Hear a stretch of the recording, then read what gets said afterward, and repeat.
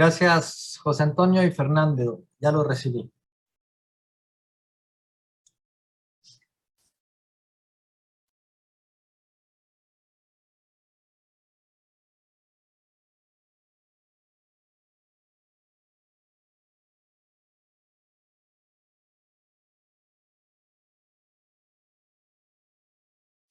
Doctor, yo ya mandé el mío, no sé si ya lo recibió.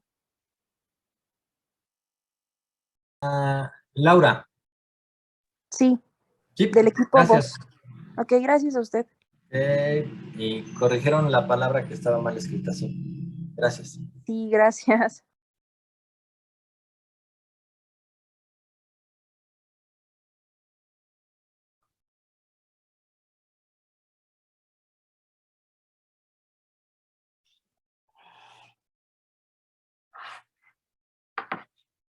El del equipo 1 todavía no me llega. Doctor Ducoing, ¿cómo está usted? Bien, ¿tú? Bien, bien, gracias. Qué bueno. Mucho calor. Sí, yo estoy acá en Tequisquiapan y sí está fuerte. Sí, me imagino. Tenía que ir, pero bueno, ya se nos complicó un poquito. ¿Sí? No me esponjaron los tamales, no. A ver, si voy, vengo. Mañana. Mañana. Sí, a lo mejor. Sí, fueron a fumigar. Tenía una gran colonia, familia de arañas, tamaño familiar. Invitadas en casa. ¿Sabes que mi cámara de video, yo creo que tejieron por ahí su nido y Ajá. desconectaron la tarjeta SIM, entonces no graba. Ups. Sí, Pues sí, así pasa. está muy Así raro. pasa. Con los bichos Sí, van recuperando el control, pues, ¿no? claro. ¿Sabes que yo veía cuando hacía su telaraña? Veía cómo iba armándola. Qué padre. Sí, de lejos. Sí, exacto.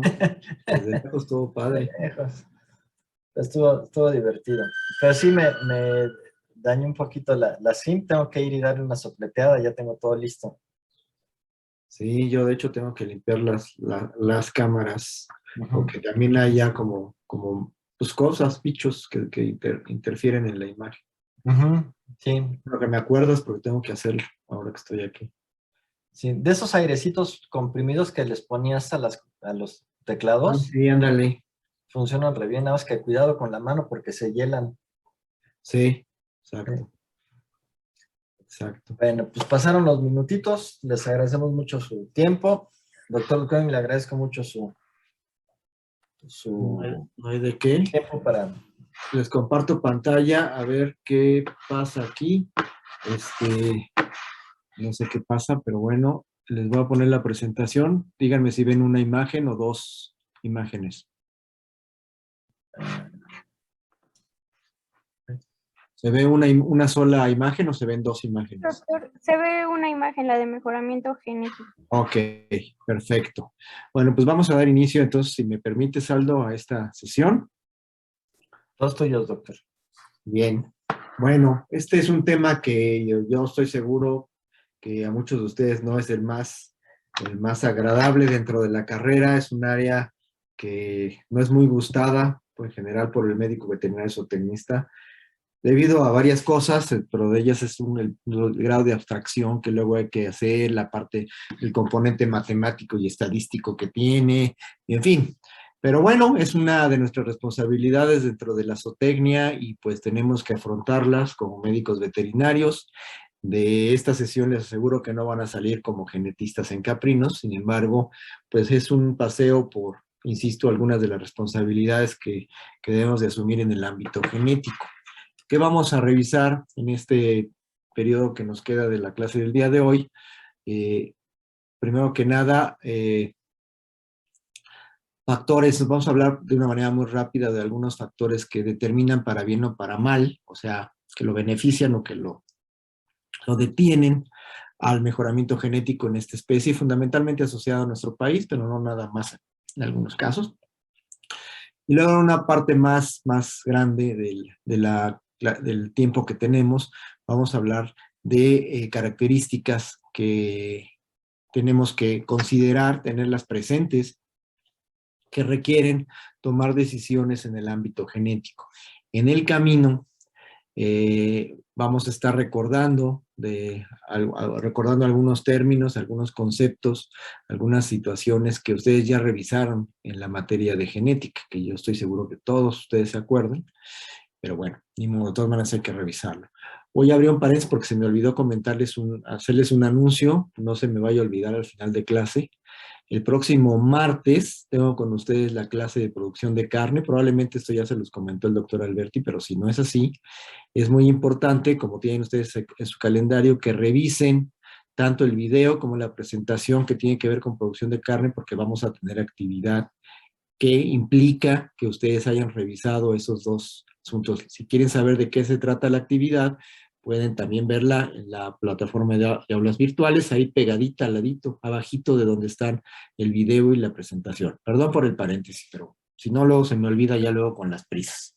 Bueno, continuemos. Vamos a empezar entonces por el primer punto que viene aquí en esta lista y que es el de factores que determinan el desarrollo del mejoramiento genético. Y vamos a empezar por la parte triste, la parte pesimista del asunto. Es decir, vamos a hablar de algunos de estos factores que de algún modo se oponen o se plantean como barreras para que se logre, se avance la calidad genética de los caprinos, fundamentalmente asociados, como les decía, a nuestro país, pero que eventualmente puede extrapolarse al resto del mundo, ¿no? El primero de ellos es uno que ustedes ya conocen, porque desde la primera ocasión que nos reunimos en este curso, se los comenté, ¿no? Que hay una gran proporción de cabras, tanto en nuestro país como en el mundo, que están asociadas o forman parte de los bienes de las poblaciones menos beneficiadas socioeconómicamente hablando, ¿sí? Y para ellos, evidentemente, dentro de su lista de prioridades no está el hacer mejora genética en sus animales, ya no digamos cabras, sino cualquiera de las especies animales con las que cuentan. Dentro de sus prioridades, evidentemente está el hecho de que estos niños que ven ustedes en la foto, pues estén saludables, coman lo mejor posible, y bueno, en segundo lugar, que se nutran, sí, pero que coman por lo menos, y que, bueno, vayan a la escuela también en la medida posible. Y así, otras prioridades más abajo, que en donde la mejora genética en caprinos, pues está muy por debajo, ¿no? En esa lista de prioridades, y bueno, ya no digamos la mejora genética, sino simplemente la atención en términos de cualquiera de los aspectos médicos y zootécnicos que tienen que ver con esta especie. Entonces, eso, pues, definitivamente es, creo que el principal factor que de algún modo hace que, pues, no se avance genéticamente con esta especie. Otro aspecto que también ha sido muy utilizado y que lamentablemente ha ocasionado serios problemas es esta introducción que se hace tradicionalmente, no nada más en esta especie, aclaro, pero que también se hacen caprinos, de material genético que viene de otras partes del mundo o que viene de unas regiones con condiciones ambientales muy benévolas y que se mueve hacia regiones difíciles, donde está la mayor parte de los caprinos, ¿sí?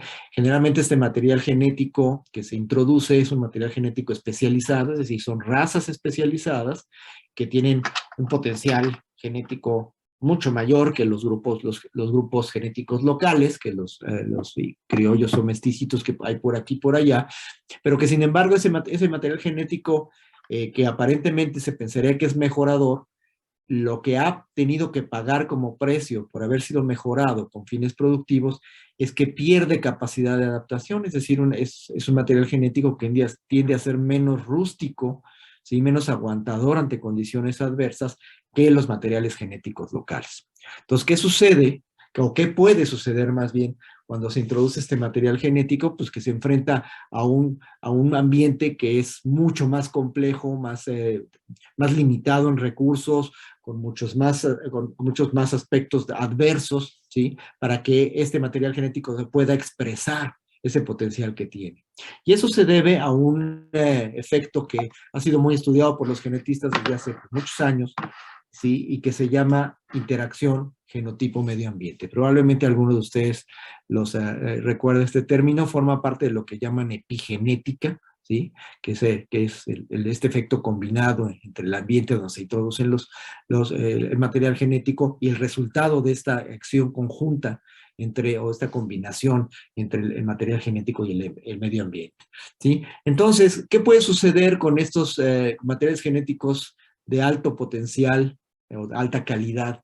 Pues que se enfrentan a una situación difícil, como es el caso de muchas de las cabras que tenemos en nuestro país y en muchas partes del mundo, como ya se ha comentado repetidamente, ¿sí?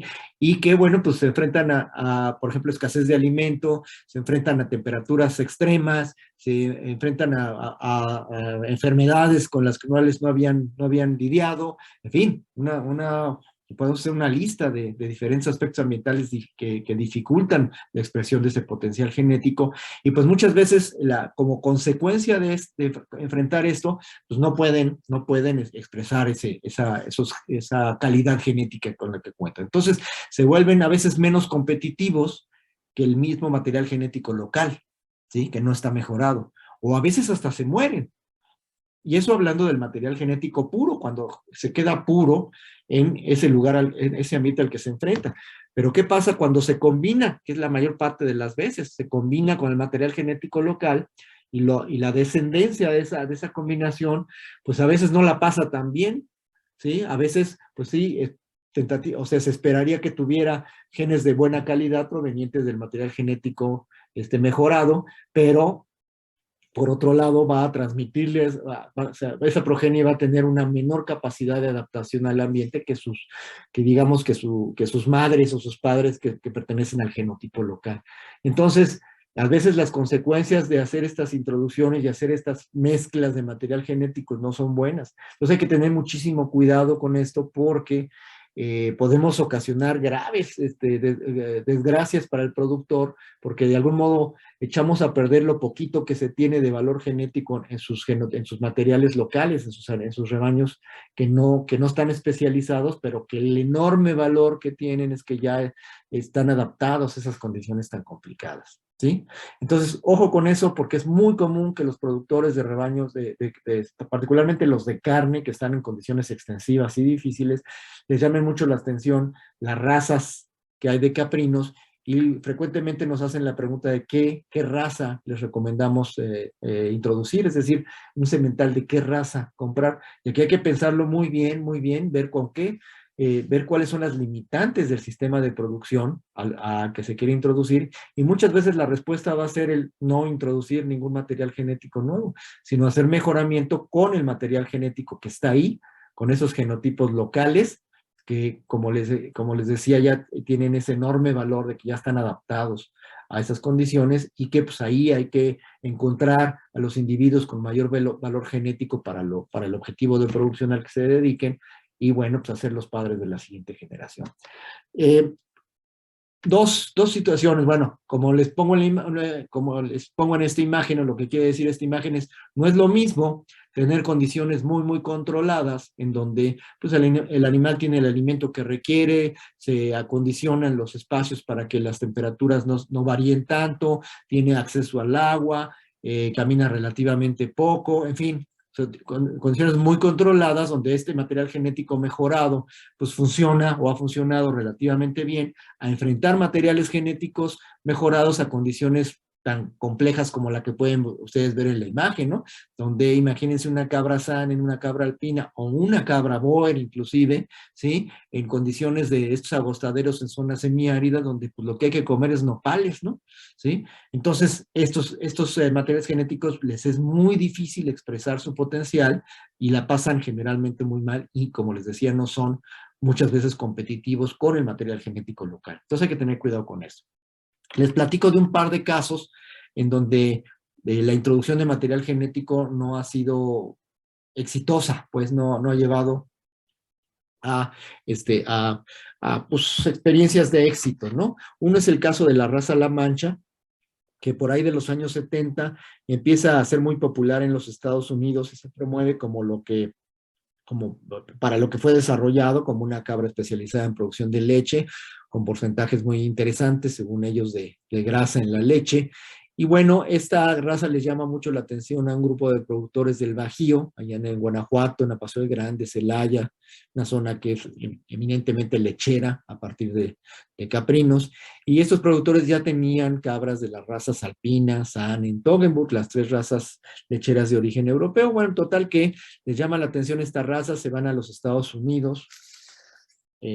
Son un grupo de caprinocultores, entonces van representantes de ellos a los Estados Unidos, visitan granjas de algunos de los productores asociados pues al grupo de productores o de criadores de la raza La Mancha, y pues los convencen de traerse material genético a México en aquel entonces. Entonces empiezan a traer sementales de la raza La Mancha, empiezan a combinarlos con sus rebaños de estas 3 razas lecheras de origen europeo, y bueno, pasa el tiempo, pasan varios años, ¿sí? Pasan 3, 4, 7, 8 años, 9 años, y de repente voltean para atrás y se dan cuenta que el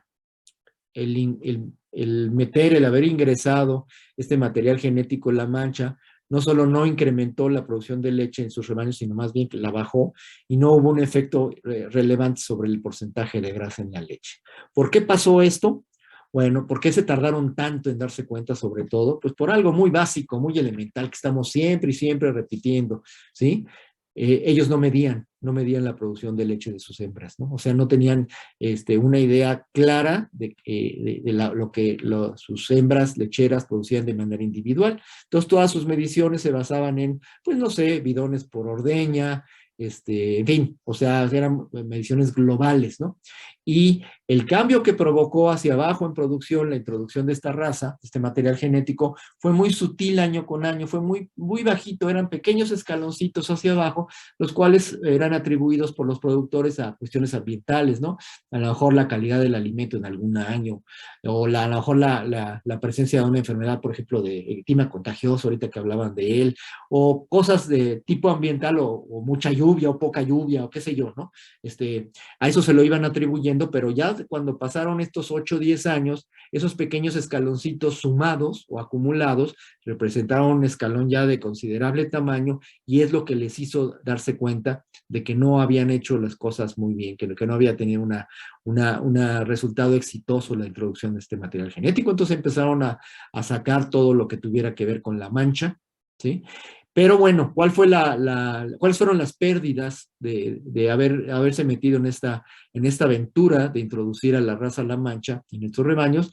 La primera, pues, es la pérdida en términos de inversiones, o sea, estuvieron invirtiendo en traerse sementales año con año, ¿sí? De la raza, que no eran baratos, ¿sí? En segundo lugar, pues las pérdidas en producción de leche, escaloncitos cada año, pero pues un escalonzote ya de manera acumulada en este periodo de tiempo.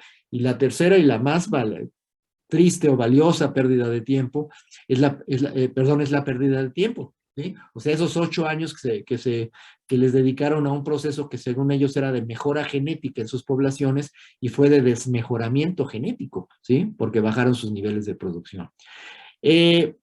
La moraleja de esto básicamente es, cuando se quiere introducir material genético mejorador, lo primero que se tiene que hacer es tener muy claro y de manera muy objetiva es cuál es la calidad genética de la población a la que se quiere mejorar, ¿sí? Y estos productores no tenían muy claro qué era lo que sucedía con sus animales, dada la carencia en la medición, ¿sí? De las variables que les interesaban, de los variables económicamente importantes, que en ese momento era la producción de leche fluida, ¿sí?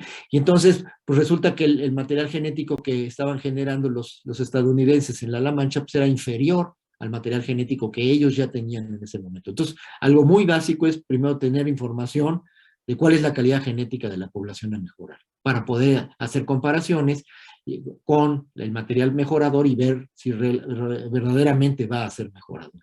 Afortunadamente, esta mala experiencia, este resultado malo, posteriormente tuvo consecuencias buenas, porque unos años después, aproximadamente unos 10 años después, este mismo grupo de productores, ya que se les pasó la tristeza y la depresión por haber tenido malos resultados con La Mancha, se volvieron a organizar, contrataron genetistas, fueron a pedir apoyos al gobierno de Guanajuato, quien les apoyó y les sigue apoyando en la medición de la producción en sus animales, Y hoy por hoy, este grupo de productores tiene al único programa de mejoramiento genético que hay en caprinos en nuestro país.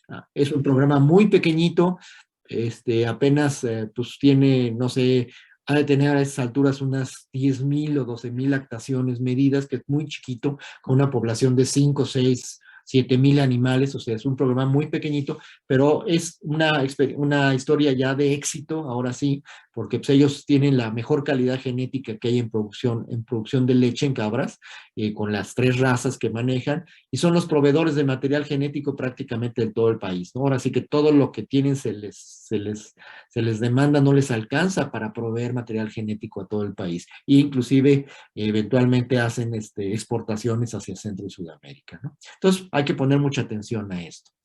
El segundo caso, no duden en interrumpir cuando lo requieran, o sea, yo me detengo para atender cualquier duda. El segundo caso con el que pues hay que tener cuidado, y habría que tomarlo como experiencia para tener cuidado en un futuro, es el caso de la raza Boer. La raza Boer, como saben ustedes, está especializada en producción de carne, es la única hasta la fecha raza disponible a nivel internacional y en particular en México para que se dedique a este propósito. Entonces, cuando llega por ahí del año 94, 93, 94, nuestro país vía embriones y semen, los empresarios que introducen esta raza a nuestro país la empiezan a reproducir con el afán de, pues, de hacer grandes negocios con ella, y de hecho genera grandes expectativas entre los productores y entre académicos. Yo mismo estaba súper emocionado de que ya iba a llegar la raza Boer a México. En aquel tiempo decía, qué padre, ya va a arreglar, a mejorar la producción de carne con caprinos en nuestro país. Pero bueno, de repente empiezan los problemas. ¿Cuál fue el primer problema? Uno, que eran muy costosas. Se dejaban pedir muchísimo dinero por el material genético Boer. Había sementales que llegaban a costar 20, 30, 40, 50,000 dólares. O sea, esto para un productor de carne pues es definitivamente algo, la estratosfera, no tiene nada que ver con su vida, ¿sí? Y la otra situación es que, bueno, pues dados estos precios, pues no se podía acceder a ello, y solamente hubo la posibilidad de que algunos gobiernos estatales, por ejemplo, San Luis Potosí, Guerrero, Sinaloa y algunas instituciones de educación, como fue la UNAM a través de la Facultad de Veterinaria, pudieron hacerse de algunos animales de estos rebaños porque tenían pues, recursos para poder comprar a los altos precios que estos empresarios vendían, ¿sí? Entonces, estos gobiernos estatales, sobre todo en el caso de gobiernos estatales, empezaron a meter este material genético en sus programas de fomento ganadero, ¿sí?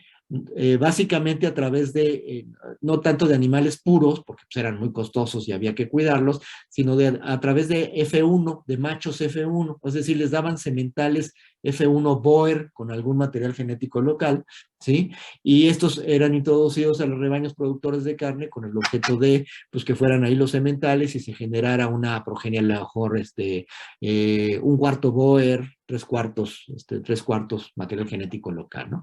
Sin embargo, que no se midió absolutamente nada, no se ha medido, muy poquito se ha medido de lo que ha pasado en general en estos 20 años de que llegó la raza Boer aquí, pero si vamos a esos mismos lugares, a esos mismos estados, podemos ver que no es muy común que el ganado Boer esté ahí, o que animales cruzados de Boer estén presentes de manera general en los rebaños productores de carne.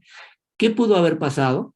Bueno, pues algo muy simple es lo que les comentaba al principio, que muy probablemente estos animales no pudieron adaptarse a las condiciones difíciles y no se comportaron como se esperaba que se comportaran, y a lo mejor el productor los desechó, sobre todo la descendencia de estos animales, ¿no? O la otra es que se murieron, ¿no? El caso más extremo, que no aguantaran de plano tantas condiciones adversas y que se murieran, ¿sí? Y bueno, de algún modo se cree que se fueron como autoeliminando, ¿no? Estos animales por no ser competitivos, digamos, comparándolos con los materiales genéticos locales, ¿sí? Y entonces esto ha hecho que pues el Boer no haya tenido ese enorme impacto que se esperaba sobre la ganadería de carne de nuestro país, porque pues no, aunque no es muy claro, es una cuestión que pues, creemos que es por ahí, pues no pudo adaptarse a esto, ¿no? Entonces hay que tener, insisto, moraleja de este asunto, mucho cuidado con la introducción de material genético especializado a condiciones difíciles porque puede provocar graves problemas al productor y pues al final pérdidas económicas y además en periodos de tiempo relativamente largos, ¿no? O sea, pues las consecuencias tienen soluciones a largo plazo, ¿no? Entonces hay que tener cuidado con esto.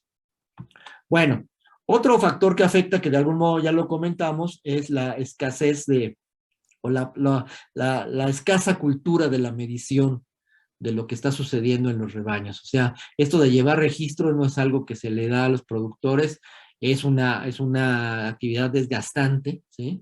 Y bueno, con la actividad física que ellos tienen que hacer en la atención de sus animales, pues ya imagínense luego ponerse a medir y a colectar información y a guardarla y a ordenarla, pues no les gusta, en realidad no les gusta, ¿sí? Todos aquellos, si alguno de ustedes ha tenido que llevar registros, que medir, que pesar animales, pues pueden darse cuenta que sí es una parte engorrosa y pues a eso agregue todas las actividades físicas que el productor tiene que estar haciendo durante el día como para todavía dedicarle un rato a medir. Pero bueno, es un mal necesario, dirían por ahí, ¿sí? Porque eso permite tomar decisiones basadas en elementos objetivos, o sea, en lo que está pasando, y no nada más desde el ámbito de la genética, sino en el ámbito del comportamiento productivo del rebaño y de la empresa con caprinos, ¿sí? Entonces, desde la óptica del mejoramiento genético, pues no hay material como para tomar decisiones de qué hacer, qué característica o características mejorar, según las que son económicamente importantes en el rebaño, y esto pues no lleva para bien, ¿no? Aún en granjas o en rebaños que ya tienen un alto grado de tecnificación, hay productores que no miden lo suficiente para saber qué es lo que está pasando, no registran información, la suficiente información para tomar decisiones objetivas acerca de lo que están haciendo. El otro gran problema al que nos enfrentamos en países como México es que, pues ya se los platicaba la doctora de la Luz en la segunda sesión de este curso, cuando les habló de sistemas de producción, ¿sí? Hay una gran heterogeneidad en formas de producción con caprinos, y eso hace que no baste con un solo programa de mejoramiento genético en esta especie, ¿no? Ya hay uno, les decía yo hace un momento, ya hay uno exitoso, pequeñito, pero está enfocado a producción de leche, ¿no? Y sobre todo muy asociado a sistemas de un alto grado de intensificación para la producción de leche. Pero bueno, ¿y qué pasa con la carne, con la producción de carne? No hay nada. Realmente no hay programas de mejoramiento genético en nuestro país enfocados a carne. Y en realidad hay muy pocos programas de mejoramiento genético enfocados a carne en el mundo. Ya lo platicaremos el martes con el tema de la carne, pero bueno, ese es un gran problema. Entonces México es uno de esos países donde se requiere más de un programa de mejoramiento genético para atender pues la diversidad de formas de producción y por supuesto de entrada los dos principales objetivos de producción que tenemos, que son la carne y la leche, ¿sí? Además, hay que entender que un programa de mejoramiento genético regional o nacional pues no es autosuficiente económicamente hablando. O sea, no es negocio poner un programa de mejoramiento genético. Generalmente, en la inmensa mayoría de los casos a nivel mundial y en el nuestro, en el nacional, pues hay subsidio, hay apoyos gubernamentales para poder llevarlo a cabo, ¿sí? Y pues por lo mismo, pues no, la parte de mejora genética en la ganadería mexicana nunca ha sido prioritaria, y menos en caprinos, ¿no? Entonces, para el gobierno no es una cosa de gran importancia, y eso lamentablemente ha ocasionado que pues no se haya apoyado el desarrollo de más programas de mejoramiento genético. Dejando la parte pesimista, la parte triste, ahora pasemos a algunos aspectos que promueven la mejora genética en esta especie. El primero de ellos es un aspecto que tiene que ver con el animal en sí, ¿sí? El caprino, en ciertas características, es muy eficiente en el ámbito reproductivo. ¿Cuáles son estas características? La precocidad, la fertilidad y la prolificidad. La precocidad es muy benéfica para el mejoramiento genético porque hace más cortitos los ciclos biológicos, es decir, el intervalo generacional se hace más corto, y esto pues, es maravilloso porque incrementa la velocidad de mejora genética, ¿sí? Entonces les gusta mucho a los genetistas esta variable. Pues vean lo que sucede en aves, ¿no? En pollo. ¿sí? Pues el avance genético que hay porque el intervalo generacional es cortitito, ¿sí? Entonces, bueno, eso ayuda en su debida proporción aquí con los caprinos comparado con los otros rumiantes. Las otras dos variables que son muy benéficas para la mejora genética son la fertilidad y la prolificidad, y la ventaja que tienen, al ser el caprino muy eficiente en ellas, es que simplemente lo que se tienen son poblaciones con más cantidad de individuos, y eso para los genetistas les resulta maravilloso porque les permite tener mayor confiabilidad en las estimaciones de los parámetros genéticos que ellos manejan, y consecuentemente, otra vez, se incrementa la velocidad de mejora genética por unidad de tiempo. Entonces, estas tres variables de tipo reproductivo son muy ventajosas desde la perspectiva de mejora genética. Otra cosa que ya de hecho comenté, ¿sí? Es que, bueno, no olvidemos que en nuestro país tenemos una alta proporción de población caprina mestiza, ¿sí? O sea, producto de la mezcla o combinación de materiales genéticos. Lo que tiene esa población mestiza es que está adaptada ya a las condiciones de producción, que en la inmensa mayoría de los casos son muy difíciles, muy difíciles, ¿sí? Y esto ocasiona que pues tengan un enorme valor ya, se los decía hace un ratito. Esa capacidad de adaptación a condiciones difíciles hace que sea un enorme valor en estas poblaciones, que luego lo pasamos por alto, lo consideramos como poco relevante, pero es un punto de partida para hacer mejora genética en esas poblaciones, dentro de esas poblaciones, con fines productivos, cuidando, por supuesto, que no se pierda de una manera importante la capacidad de adaptación a esas condiciones, ¿no? Entonces, ese valor genético que tienen nuestras poblaciones mestizas y también nuestros grupos criollos, que son muy poquitos, 2 o 3 por aquí por ahí en el país, pues hay que aprovecharlo haciendo mejora genética dentro de esos rebaños, ¿sí? En esas condiciones de producción, porque así es como han venido funcionando los sistemas. No con esto quiero decir que no haya cosas que mejorar a nivel ambiental, ¿no? Que sé yo, alimentación, salud, etcétera. Por supuesto que también hay cosas que mejorar, pero finalmente esos sistemas de producción extensivos, que es donde más difícil es la situación, han venido funcionando por razones específicas, y hay que pues aprovechar ese material genético que ya está adaptado para mejorar a partir de él. Y bueno, otro punto que representa una ventaja hoy por hoy en el caprino doméstico es que todavía observamos en él una alta variabilidad en las características de producción, es decir, hay poblaciones muy heterogéneas en términos de los niveles de producción que tienen, aún entre las razas, ¿no? Pensemos en estas razas lecheras, que son las que más se han mejorado genéticamente, ¿sí? Alpina, Saanen, Toggenburg, aún en las razas, en estas razas que ya llevan un rato de estar siendo mejoradas con propósitos productivos, todavía observamos animales muy, muy buenos, y por el otro lado, en el otro extremo de la escala, animales todavía muy malos, ¿no? Muy malos en términos de producción de leche, ¿sí? Que eso es variabilidad, o sea, hay una distancia muy grande entre los mejores y los peores desde el punto de vista genético. Los animales que tienen el mayor valor genético y los que tienen menor valor genético, aún en las razas especializadas. Y esto, pues, se traslada a los genes que están relacionados con estas variables de producción, pero hay una enorme variabilidad. ¿A qué conduce que haya una enorme variabilidad? ¿Qué provoca? ¿Por qué es ventajoso? ¿Sí? Pues porque, bueno, al estar muy alejados los individuos que son superiores genéticamente del promedio de la población, lo que ocasiona es que, primero que nada, se pueden identificar más fácilmente. O sea, los individuos de mayor valor genético son fácilmente identificados, ¿sí? Y en segundo lugar, al estar muy lejos del promedio de su población, por ahí hay formulitas que no me voy a meter en eso, como la del diferencial de selección, que seguramente por ahí recordarán en su cabeza, ¿sí? Esto hace que el avance genético por unidad de tiempo sea más grande. Entonces, ahorita esa enorme variabilidad, ¿sí?, hace que se pueda dar pasos más grandes en mejora genética cuando se hace selección. Es decir, cuando se escogen a los mejores individuos de una población para ser los padres y madres de la siguiente generación.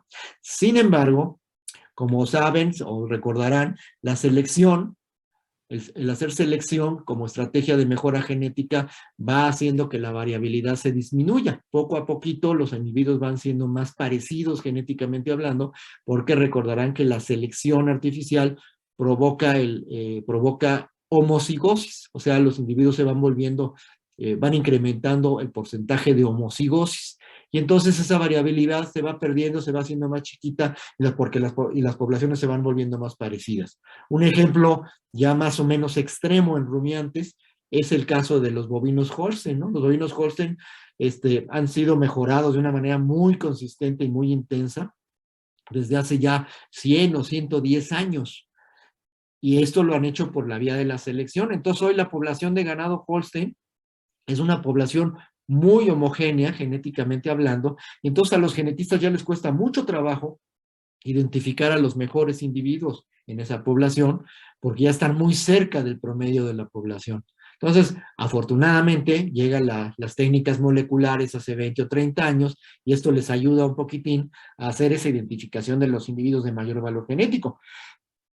Pero si no hubiera sucedido esto, entonces ya les costaría mucho trabajo, ya cometerían muchos errores en la identificación de los animales con mayor valor genético. Entonces, a lo que voy aquí es que ahorita se goza de una gran variabilidad en caprinos, pero conforme se siga haciendo mejoramiento genético por la vía de la selección, pues va a haber cada vez menos variabilidad. O sea, los caprinos, como otras especies, ya no hablemos de aves, ¿no? De pollos, ahí sí están todavía más homogéneos genéticamente hablando, ¿no?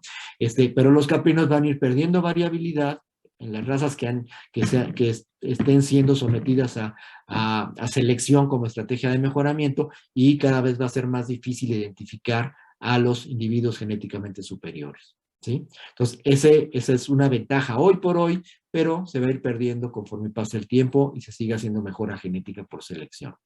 Bueno, una imagen de recordatorio. Les hablaba yo hace un momento de varianza o de varianza fenotípica, pero ¿qué es fenotipo? Pues es cualquier característica que se pueda medir, pesar, registrar, cuantificar, calificar, cualquier característica, ¿sí? Desde el simple color del pelaje de los animales hasta a lo mejor el porcentaje de un ácido graso en la grasa del músculo longissimus dorsi. Cualquier cosa medible, ¿sí? Representa fenotipo. Ahí tienen ustedes algunos ejemplos, y eso es con lo que trabajan los genetistas, básicamente ahora echando mano de la genética molecular, más en otras especies que en el caprino, pero pues los genetistas trabajan con estas mediciones, esto es el fenotipo, y pues tratan de ver qué tanto está este fenotipo, determinado por el material genético de los animales, ¿sí? Y bueno, eso nos lleva a esta fórmula, ¿sí? Que recordarán que yo creo que en las primeras clases de genética la vieron, ¿no? Que fenotipo es igual a genotipo, fenotipo lo que se puede medir en un individuo, en una población, va a ser igual al material genético de esos individuos que conforman la población, el medio ambiente donde se encuentran esos individuos y la interacción de la que hablábamos hace un rato, genotipo-medio ambiente, este efecto conjunto, ¿sí? Entre el material genético de los individuos y él o los ambientes a los que se someten, ¿sí? Entonces, una fórmula básica que nos dice cuáles son los factores que determinan lo que medimos, ¿sí? Como fenotipo, y con base en ello los genetistas empiezan a hacer sus estimaciones de parámetros genéticos y a proponer las formas de mejorar genéticamente a esta especie y a las demás, con los logros que se han tenido hasta la actualidad. Si esta fórmula que vimos en la imagen anterior la trasladamos a la manera en que los genetistas miden el impacto de cada uno de sus elementos, pues tenemos que hablar de variación. Ya hace un par de imágenes les hablaba de variación. La variación se mide normalmente o fundamentalmente con este indicador estadístico que se llama varianza. Entonces vean cómo está aquí la misma fórmula expresada en varianzas, ¿no? ¿Sí? Entonces la variación que hay en las mediciones de los individuos está dada por la variación en los materiales genéticos de los individuos que conforman una población, la variación que hay en el ambiente o los ambientes donde están los individuos de esa población o de esas poblaciones, y un efecto conjunto, una variación conjunta que se llama covarianza entre el material genético y los ambientes donde se encuentran. Aquí más lo que me interesa, volviendo a la parte de recordatorio de aquella materia o de aquellas materias que llevaron ustedes en los primeros semestres de la carrera, es cómo han podido dividir lo que es la variación ocasionada por el material genético de los individuos. Los genetistas han determinado ya desde hace mucho tiempo que esta variación asociada al material genético de los individuos se puede fraccionar en tres diferentes variaciones o acciones de los genes. O sea, tres diferentes formas en que actúan los genes. Y esas formas nos permiten a nosotros, como profesionistas, determinar cuál es la mejor estrategia para mejorar genéticamente una característica. Entonces, la primera acción de los genes, que está aquí a la izquierda, es la acción aditiva, donde cada gen, ojo con esto, es un recordatorio, insisto, cada gen que participa en la manifestación de una característica suma su participación a la de otros genes que tienen que ver con esa misma manifestación. Pensemos, por ejemplo, en la producción de leche por lactación en cabras, ¿sí? Esta producción de leche se ha determinado que se ha visto, se ha estudiado, que está determinada por 4, 5, 6 genes que les llaman genes mayores, que son los que más impacto tienen sobre la producción de leche, y cada uno de esos 4, 5, 6 genes aporta o da su aportación, y esa aportación se suma a la de los otros 4, 5, 6 genes. Entonces, por eso se llama acción aditiva. Recuerden que aditivo viene de adición, de suma. Entonces, es una acción individual de los genes, ¿sí? En donde cada uno, insisto, aporta algo para que se suma a las aportaciones de los demás, y que en conjunto esa suma de aportaciones es lo que va a contribuir de manera importante a la manifestación de esta producción de leche por lactación. Entonces, una acción individual, y por lo tanto se hereda. Es que quiero tomar la pluma. Se hereda. ¿Alguien recuerda cómo miden los genetistas qué tan grande o qué tan pequeña es la acción aditiva de los genes?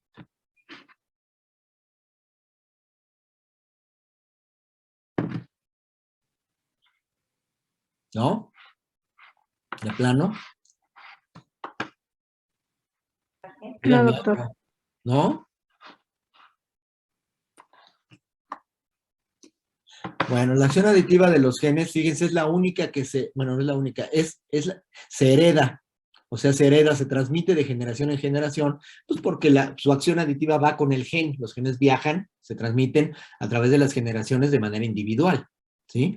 Entonces, esta acción se hereda, ¿sí? Es una acción de los genes que se hereda. ¿Cómo se medirá este tip? ¿No les ayuda en algo? ¿A través de qué? ¿Cómo se llama ese coeficiente que los genetistas estiman y que nos habla de qué tan heredable es una característica? Ya les estoy diciendo todo, les estoy diciendo ya todo. Díganme algo, contéstenme algo. Coeficiente de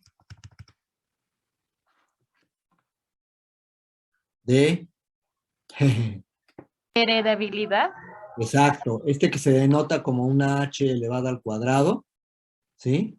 Esto es lo que nos dice, nos habla de la acción aditiva de los genes, y que nos dice qué tan heredable es una característica, ¿ok? Entonces, si se acuerdan de sus clases de genética, por ahí los pusieron a calcular coeficientes de heredabilidad por diferentes métodos. Pues, ¿qué creen? Que en la actividad profesional no nos ponemos a calcular heredabilidades. Lo que sí deberíamos de ser es usuarios de las heredabilidades que reportan los genetistas, porque eso nos permite tomar decisiones acerca de cuál es la mejor estrategia para mejorar una característica bajo ciertas condiciones de un rebaño, ¿sí? Entonces, esa es la relevancia de esta acción aditiva de los genes, el conocer su heredabilidad. Al ratito retomaremos esto para tomar decisiones, pero como médicos veterinarios o tecnistas, ¿sí? Luego viene otra acción de los genes, que es la que se denomina de dominancia. A ver, si por ahí, díganme, ¿de dónde viene este rollo, este concepto de dominancia? ¿Quién lo descubre? ¿Y qué es esto de dominancia? Aquí nos remontamos hasta la secundaria, ¿no? Ya no en la carrera, sino hasta la secundaria en la materia de biología, ¿sí? Mendel. Exacto, Gregorio Mendel descubre esta acción de los genes, ¿sí? ¿Y qué implica para que haya dominancia? Puede darse dominancia, como sucede aquí, que es una acción individual de cada gen, como sucede en la acción aditiva. ¿Puede haber dominancia con un solo gen? No, requiere de un recesivo. Requiere de otro, de una pareja, ¿no? Que puede ser el recesivo o puede ser el dominante. Entonces, esta acción de dominancia, recordatorio nuevamente, se da en un lugar físico,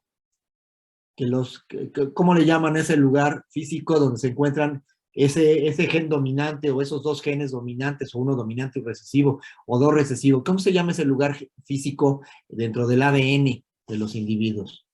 ¿Alguien recuerda?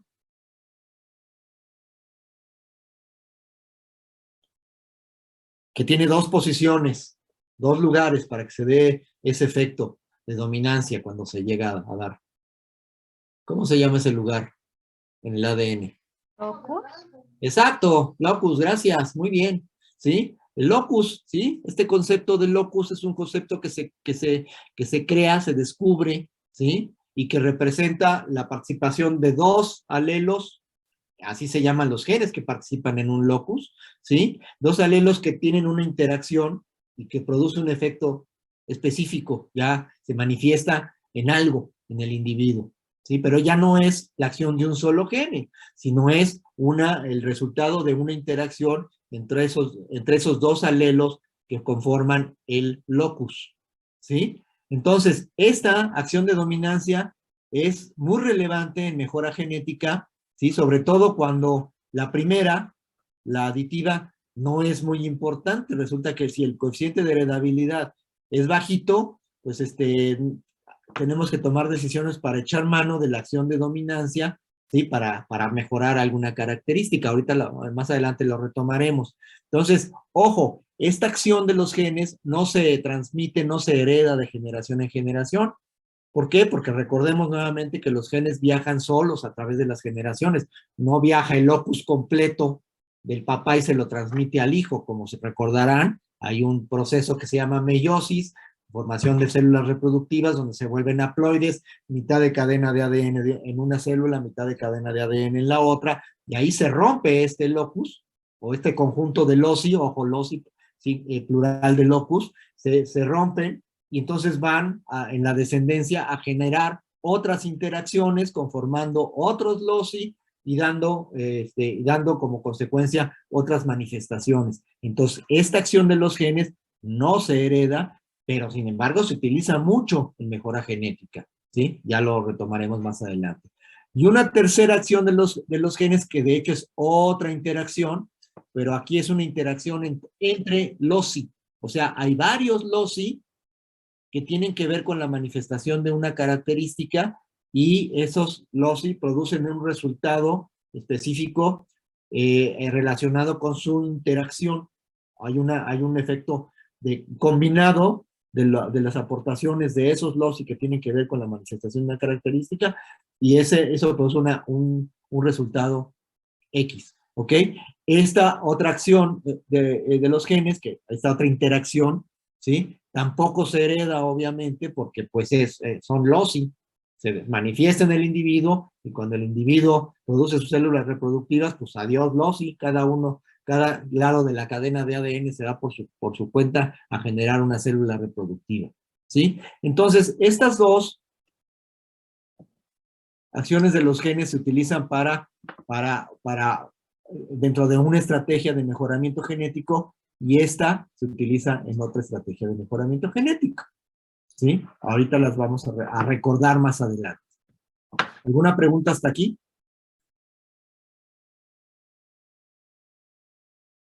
Bueno, ok, continuamos. Ahora vamos a pasar a la segunda y más extensa parte de esta clase, que es revisar características relevantes en caprinos. Vamos a fraccionar las características en las que tenemos que pensar cuando trabajamos con caprinos, porque ahí tomamos decisiones de índole genética.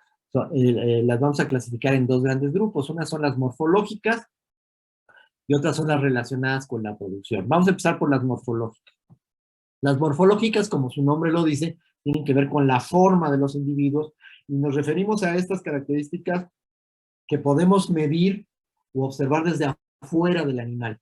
tipo cosas muy burdas como el color del pelaje, la presencia o ausencia de cuernos, el perfil de la cabeza, presencia o ausencia de mamellas, etcétera, etcétera, conformación, todos estos indicadores o características que se miden desde afuera, ¿ok?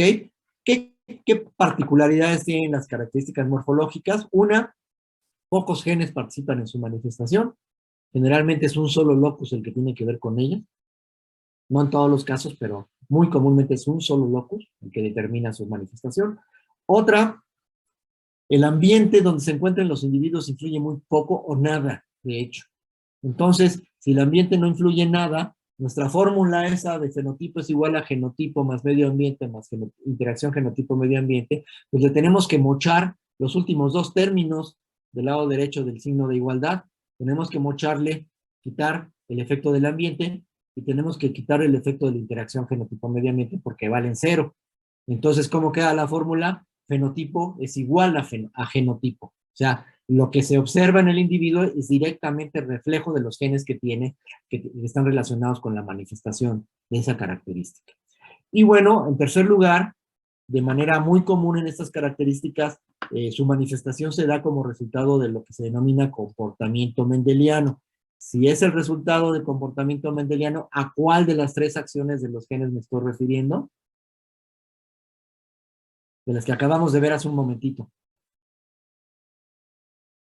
¿La dominancia? Exacto, la de dominancia, ¿no? Entonces van a ser, lo que se manifiesta en el individuo tiene que ver con esa interacción que se da dentro del locus, el cual determina la manifestación de la característica.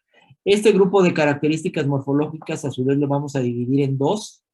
Uno son los defectos de origen genético y otros son características morfológicas que de una manera indirecta se relacionan con la producción, que determinan para bien o para mal la producción y productividad del animal. Vamos a empezar por los defectos genéticos, ¿no?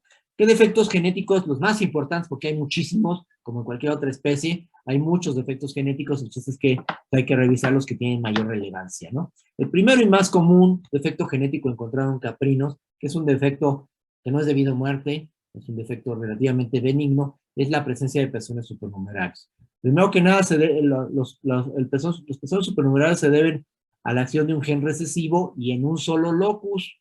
Entonces, este animal que tiene un pezón supernumerario, ¿cómo será el genotipo en el locus que determina esta característica?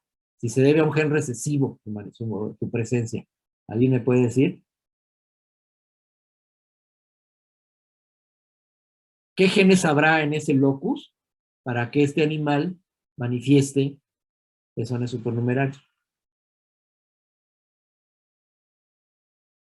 Si el gen que determina esta característica es recesivo.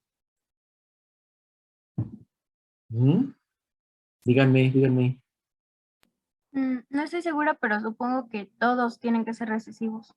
Los dos las dos posiciones en ese locus, en ellas tiene que haber un gen recesivo. Entonces, ¿cómo se le llama a este individuo por el hecho de tener dos genes recesivos en ese locus? ¿Cómo se le llama? Acuérdense de genética, ¿cómo se le llama? Ya no quieren saber de ella. Homocigoto recesivo. Ajá. ¿Vale? Bien, ya ibas por muy buen camino. Homocigoto recesivo. Entonces, estos individuos que tienen pezones supernumerarios son homocigotos recesivos. Hay dos genes recesivos en ese locus que determina este problema, ¿sí? ¿Cuál es la relevancia de los pezones supernumerarios? Ustedes dirán, bueno, ¿y qué? ¿Cómo para qué? ¿Qué? ¿Por qué hay que tener que hacer algo con respecto a los pezones supernumerarios? Bueno, primero que nada, porque es muy frecuente la presencia de pezones supernumerarios en caprinos. Y si estas cabras, y si estos caprinos son lecheros, pues la trascendencia es un poquito mayor, o sea, el impacto es un poquito mayor. Pero lo importante primero que nada es darnos cuenta que es una característica que se presenta mucho en caprinos. Hay rebaños que el 30 o 40% de los animales tienen pezones supernumerarios y esto ya es una cosa excesiva, ¿no? Ahora bien, ¿cuál es la relevancia? ¿Por qué tenemos que meter mano para controlar esto y bajar la presencia de pezones supernumerarios? La primera de ellas, la primera situación que es muy importante es que la presencia de pezones supernumerarios representa un factor de riesgo para mastitis, ¿sí? ¿Por qué? Porque imagínense en un pezón supernumerario como este, ya en una cabra lechera adulta que está siendo ordeñada. Bueno, primero que nada, ese pezón supernumerario representa un saquito ahí en donde se va a acumular leche porque es un pezón que no se ordeña, ¿sí? A lo mejor está ciego, a lo mejor, ay, perdón, me pone loco aquí el cursor.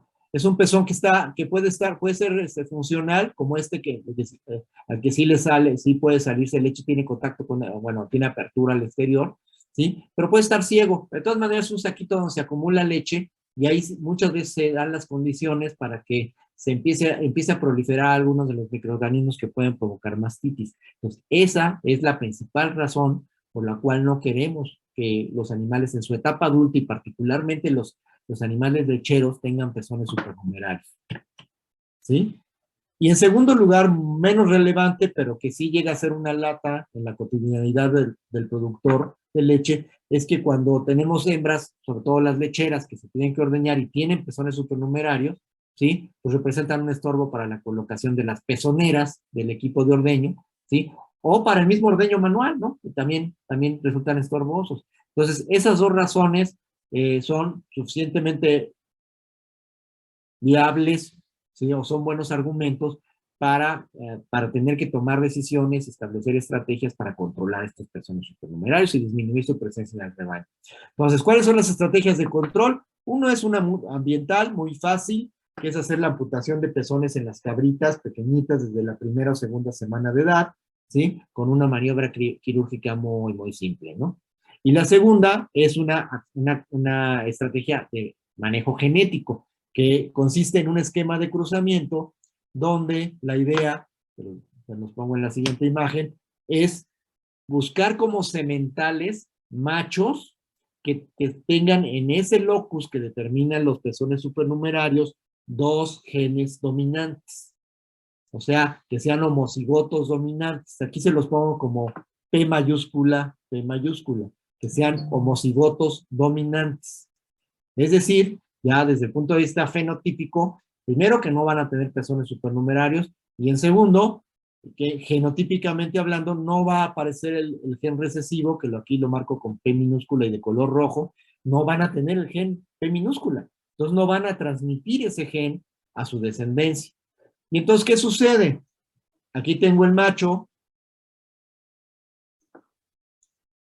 homocigoto dominante, lo apareo con una hembra heterocigota, y el resultado van a ser individuos con el genotipo del papá o con el genotipo de la mamá, pero ambos sin pezones supernumerarios. ¿Sí? Y si el macho lo apareo con hembras que tengan o que hayan tenido, que se les hayan amputado pezones supernumerarios, ¿qué es lo que voy a tener como resultado? Puros individuos heterocigotos que no van a tener pezones supernumerarios. ¿Queda claro esto?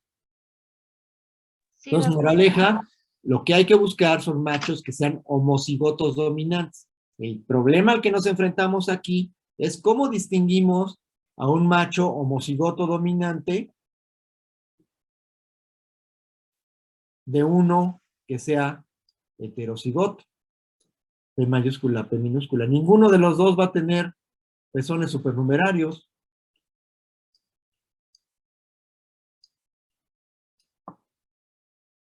¿Qué tenemos que hacer aquí? ¿Qué se les ocurre que tenemos que hacer aquí? Tenemos que escoger un semental y queremos a través de un cruzamiento, un esquema de cruzamiento, controlar esto, porque si, imagínense un rebaño donde hay 30 o 40% de cabras con pezones supernumerarios. ¿Podemos amputar pezones y dedicarnos la vida a amputar pezones? Sí, y soluciona el problema. No hay lío, pero lo que van a estar sucediendo algunas consecuencias. Ahorita hablaré rápidamente de ellas. ¿Cómo hacemos para distinguir un homocigoto dominante de un heterocigoto si ninguno de los dos tiene pezones supernumerarios? ¿Qué creen que se haga? ¿Qué puede hacer? Ay, perdón. ¿Qué se puede hacer? Díganme. ¿Usar a una hembra recesiva? Ajá. Exacto, más o menos por ahí va el asunto. Muy bien, muy bien. Esto se llama cruzamiento de prueba. Lo que se hace es usar al candidato a semental, ¿sí? Y aparearlo con unas cuantas hembras, preferiblemente de genotipo conocido. Como lo acabas de decir, justamente aquí es muy fácil encontrar hembras de genotipo recesivo, de genotipo conocido, porque las hembras con pezones supernumerarios sabemos que son homocigotas recesivas. Y ver cómo salen las crías, ¿sí? Si ninguna de las crías sale con pezones supernumerarios, ya la hicimos porque el semental es homocigoto dominante. Pero si por alguna de las crías sale con pezones supernumerarios, ya valió porque el semental tiene un gen recesivo ahí en ese locus. ¿Sí? Hay toda una estrategia de cruzamiento, se llama cruzamiento de prueba. Es una como mini prueba de progenie que se hace, ¿sí?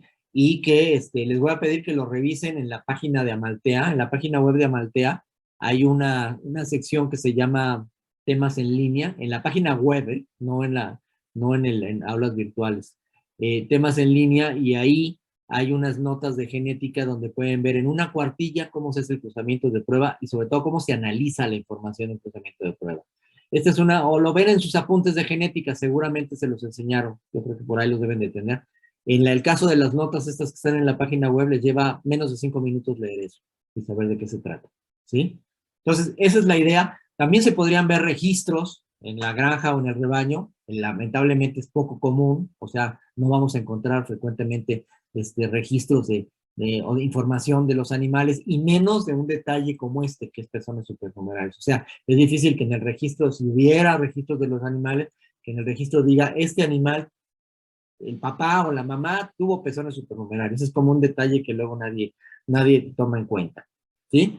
Y la otra opción que podemos tener para buscar el semental que sea homocigoto dominante es cuando se utiliza semen. Pedirle a la compañía que nos garantice que el semental cuyo semen vamos a comprar no es portador del gen recesivo.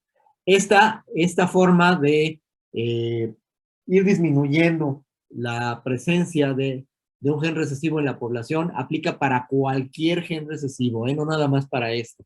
Pues cualquier gen recesivo, cualquier defecto, como vamos a ver otros varios aquí, que estén relacionados a un gen recesivo, la forma de ir disminuyendo a través de las generaciones la frecuencia génica, valga la redundancia, del gen, es utilizar sementales que sean homocigotos dominantes. Esa es regla general. El problema, como digo, es muchas veces identificar o distinguir esos homocigotos dominantes de los heterocigotos. ¿Vale? ¿Alguna pregunta hasta aquí? No, doctor. Sigo. Otro defecto, no tan común como los pezones supernumerarios, pero ahí está, el prognatismo inferior. Aquí observamos 1 o 2 animalitos por ahí cada generación o cada 2 generaciones. Es un gen recesivo el que lo determina, y la estrategia nuevamente de control y disminución o procurar la desaparición, la extinción de ese gen en la población, es el mismo esquema de cruzamiento que les acabo de decir, que los sementales sean homocigotos dominantes, que no sean portadores del gen recesivo que conduce a la manifestación de este problema. Aquí sí se recomienda pues, deshacerse de los animales prógnatas, porque finalmente prógnatas inferiores, porque son animales que van a tener pues alguna desventaja desde el punto de vista de consumo de alimento, y por lo tanto no van a ser comparativamente tan competitivos como sus compañeros de generación con los que va a convivir, y ello pues los hace que tengan tasas de desarrollo menores, en fin, ese tipo de cosas. Pero bueno, hasta ahí. Afortunadamente, la frecuencia de este gen es muy bajita en las poblaciones, y esto pues, se representa una ventaja. A diferencia de los pezones supernumerarios, que pues meternos en un asunto de eliminar a los que los tienen, pues sí sería catastrófico, ¿no? Primero nos eliminan a nosotros, los productores, que eliminar 40% de sus animales con pezones supernumerarios. Otro asunto que tiene que ver con toma de decisiones es un asunto que está relacionado con la presencia y ausencia de cuernos, que creo que por ahí la doctora Hernández los comentó rápidamente. ¿Qué pasa con la presencia y ausencia de cuernos? Bueno, pues está relacionado con un problema de intersexualidad, ¿sí? y que de hecho la ausencia de cuernos nos permite resolver fácilmente el problema de intersexualidad. ¿Pero en qué se basa esto? Bueno, la hipótesis más cercana a la realidad que nos habla de esta asociación entre ausencia y presencia de cuernos e intersexualidad se basa en que hay dos loci dentro del ADN de los caprinos que están muy cerca uno del otro dentro del ADN y que uno tiene que ver con la presencia, ausencia de cuernos, o sea, determina la presencia y la ausencia de cuernos, o la ausencia de cuernos, y el otro determina la normalidad o intersexualidad en los individuos. Bueno, entonces, esos dos loci, ¿cómo es que funcionan o interactúan, digamos, es el término, ¿no?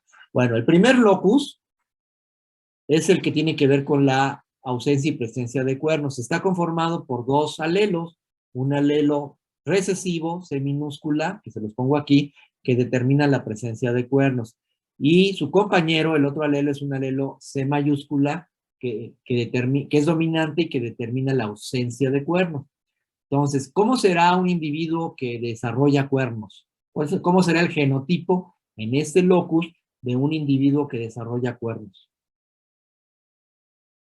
¿Qué genes tienen que estar en este locus para que una cabra sea capaz de desarrollar cuernos? Es decir, le crezcan cuernos.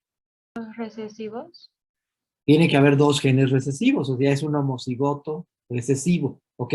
En el momento en que aparece en uno de los dos lados del locus, en una de las dos posiciones del locus, un gen C mayúscula, y el animal ya no va a desarrollar cuernos, ¿ok? Entonces, por ese lado, ese es el primer locus aquí involucrado. El otro es un locus que también tiene dos alelos, un gen H mayúscula, que determina individuos normales, sin ningún problema, y su pareja, el otro alelo, es un gen recesivo que es el responsable de la manifestación de intersexualidad en caprinos. ¿Ok? Entonces, ahora, lo importante aquí es entender que, dado que están muy cerca un locus del otro, ¿sí? Los alelos de un locus como que se transmiten o se heredan pegados a los alelos del otro locus, ¿sí? Esto se llama en genética ligamiento factorial. O sea, de esta manera se heredan, en la inmensa mayoría, no en todos los casos, los alelos de un locus con los del otro. El alelo C minúscula, el que tiene que ver con la presencia de cuernos, se hereda pegado o ligado al alelo H mayúscula. Y los otros dos también se heredan o se transmiten ligados. ¿A qué se debe que se transmitan ligados o pegados en la inmensa mayoría de los casos? Se debe a que por la cercanía, la llamada tasa de recombinación, este fenómeno que se da en la meiosis, en alguno de los momentos de la meiosis, ¿sí? La tasa de recombinación es muy baja, es decir, la probabilidad, si se acuerdan de la recombinación, es el momento en que están las dos cadenas de ADN, un gen de un lado y otro gen del otro, en sus respectivos loci, y de repente se cambia un gen de un lado de la cadena a la otra. A eso se le llama recombinación. En la medida que se acerquen dos loci dentro del ADN, la probabilidad de recombinación se disminuye. Entonces, a eso se debe que estos alelos viajen pegados o ligados de esta manera. Obviamente no se va a dar en el 100% de los casos, pero en la inmensa mayoría vamos a observar esta manera de heredar los alelos correspondientes a estos dos loci. Bueno, ¿a qué nos lleva esto? Nos lleva a que vamos a encontrar tres genotipos en caprinos que tienen que ver con estos dos loci involucrados. Un genotipo homocigoto, en el caso del locus que tiene que ver con cuernos, es homocigoto recesivo, ¿sí? Y por lo tanto, fenotípicamente vamos a ver cabras con cuernos.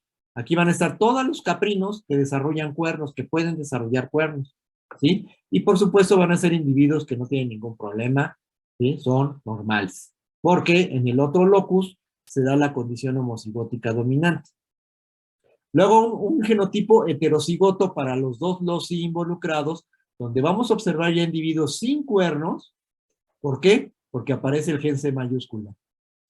¿Sí? y entonces inhibe al recesivo, y por lo tanto los caprinos ya no van a ser capaces de desarrollar cuernos. Sin embargo, van a ser individuos normales, porque a pesar de que aparece este gen H minúscula, pues va a estar encubierto o inhibido por su respectivo dominante, y por lo tanto van a ser individuos normales, igualitos que los del fenotipo anterior, ¿sí? Y un tercer genotipo homocigoto, al igual que el primero, pero a la inversa, donde vamos a ver la condición homocigótica dominante en el gen de ausencia y presencia, perdón, en el locus de ausencia y presencia de cuernos, donde nuevamente vamos a ver entonces individuos sin cuernos, igual que en el heterocigoto, y es aquí, en este genotipo, donde se va a poder presentar el problema de intersexualidad. Entonces, este es el genotipo que queremos evitar en cualquier población caprina, ¿sí? Es con el que hay que tener cuidado y tenemos que buscar la manera de evitarlo. Es muy fácil evitarlo, pero hay que entender de qué se trata, ¿sí? Ahora bien, esta intersexualidad es una característica que se define como que tiene penetrancia incompleta. Si recuerdan este término, nos indica que no en todos los individuos que pertenecen o que tienen este genotipo se va a manifestar el problema de intersexualidad. Entonces, ojo, la intersexualidad tiene penetrancia incompleta. No en todos los individuos con el genotipo donde se podría presentar, se va a presentar. O sea, va a haber individuos que van a ser normales. ¿Ok? Bueno, ¿qué es esto de la intersexualidad en caprinos? Bueno, en hembras, lo que sucede en animales que tienen este genotipo es que se da algo que se denomina masculinización, es decir, se presenta desarrollo de órganos sexuales externos o internos masculinos en diferente grado, en el grado que se les ocurra, ¿sí? Desde, de un lado de la escala, cosas como lo que ven en la imagen, un ligero agrandamiento de clítoris, ¿sí? Hasta en el otro extremo de la escala, un animal que aparentemente es macho, pero que genéticamente es hembra, es decir, que desarrolla órganos sexuales masculinos, pero que genéticamente es una hembra, ¿sí? Y estoy hablando de los órganos externos, pero también internamente podría tener este desarrollo de órganos sexuales masculinos, ¿sí? Eso es la intersexualidad en hembras, masculinización. Y a medio camino de esta escala vamos a encontrar al individuo hermafrodita, que va a ser el individuo que, como saben, desarrolla órganos sexuales masculinos y femeninos. Y en el caso de machos, lo que observamos es disminución o anulación de la fertilidad, o sea, machos infértiles o poco fértiles, debido a que se desarrollan una especie de nódulos queratinosos a lo largo del epidídimo que bloquean parcial o totalmente el paso de espermatozoides. Entonces, eso es lo que sucede en machos. Dos signos de un problema de intersexualidad en caprinos, en una población de caprinos, dos signos poblacionales de esto. Uno es observar que en las nacencias hay un porcentaje de machos muy superior al 50% y observar tasas de fertilidad muy bajas. Y que la población tenga una fertilidad en general muy baja, que podría estar relacionado con esto, ¿sí? Pero afortunadamente no tenemos que llegar a esas evaluaciones porque tiro por viaje, si hay un problema de intersexualidad, lo que vamos a ver son hermafroditas. O sea, vamos a ver individuos con órganos sexuales masculinos y femeninos. Entonces, está muy fácil el diagnóstico de eso. Ahora bien, es un problema muy fácil de controlar. Seguramente algunos de ustedes ya los están dando cuenta. Noten que el gen que produce el hermafroditismo nuevamente es recesivo, que hemos dicho previamente acerca del control de un gen recesivo y cómo lo podemos ir disminuyendo a lo largo de las generaciones. Pero bueno, sin embargo, este problema, a pesar de lo simple que es de evitar, se presenta mucho todavía en diversas partes del mundo y en México lo seguimos observando. ¿Dónde llegamos a observar más frecuentemente problemas de intersexualidad? En sistemas de producción extensivos, ¿sí? Donde las prácticas de manejo son prácticas tradicionales y una de las cosas que suceden ahí es que el rebaño está todo el tiempo junto, ¿sí? Todo el tiempo permanece, machos, crías, hembras, todos están juntos. Aquí suceden en estos sistemas de producción dos cosas para que se manifieste este problema. Una, que el semental se queda muchos años en el rebaño. O sea, el productor da diversos argumentos generalmente para quedarse, no sé, 8, 10, 12 años con el semental, ¿sí? que es muy fértil, que es muy amigable, que tiene, que no sé, que da muy buenas crías, etcétera, etcétera. ¿Qué pasa? ¿Qué sucede? ¿Cuál es lo obvio que sucede con un semental que se queda muchos años en un rebaño con estas características de manejo? ¿Qué va a generar en este rebaño?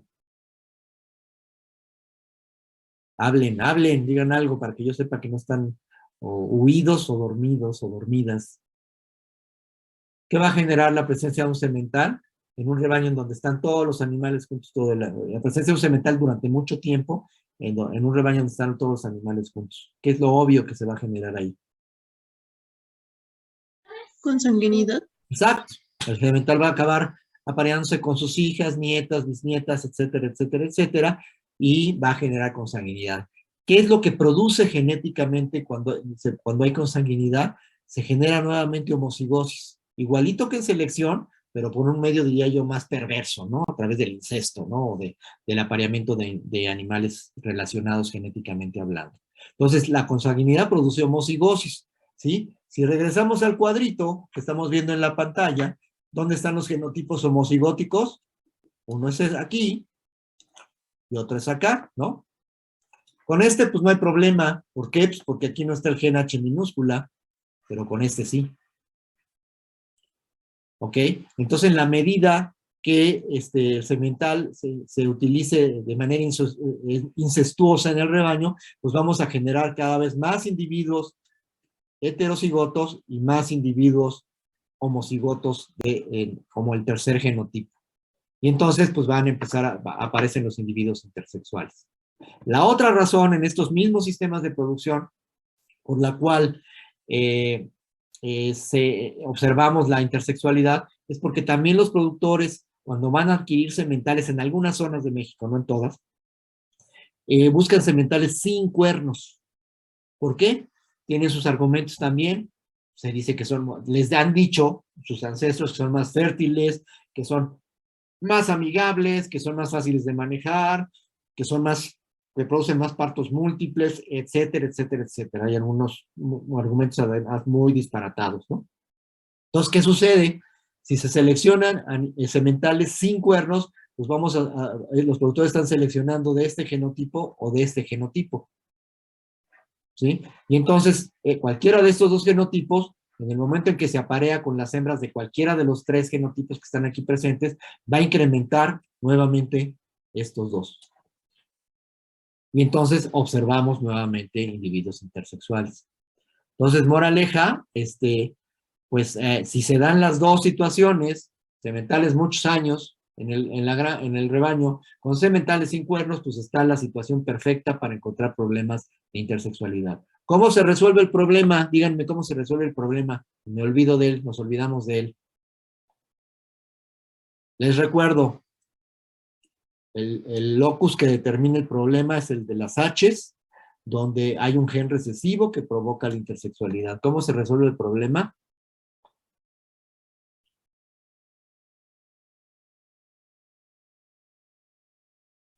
¿Podría ser igual con cruzas de prueba?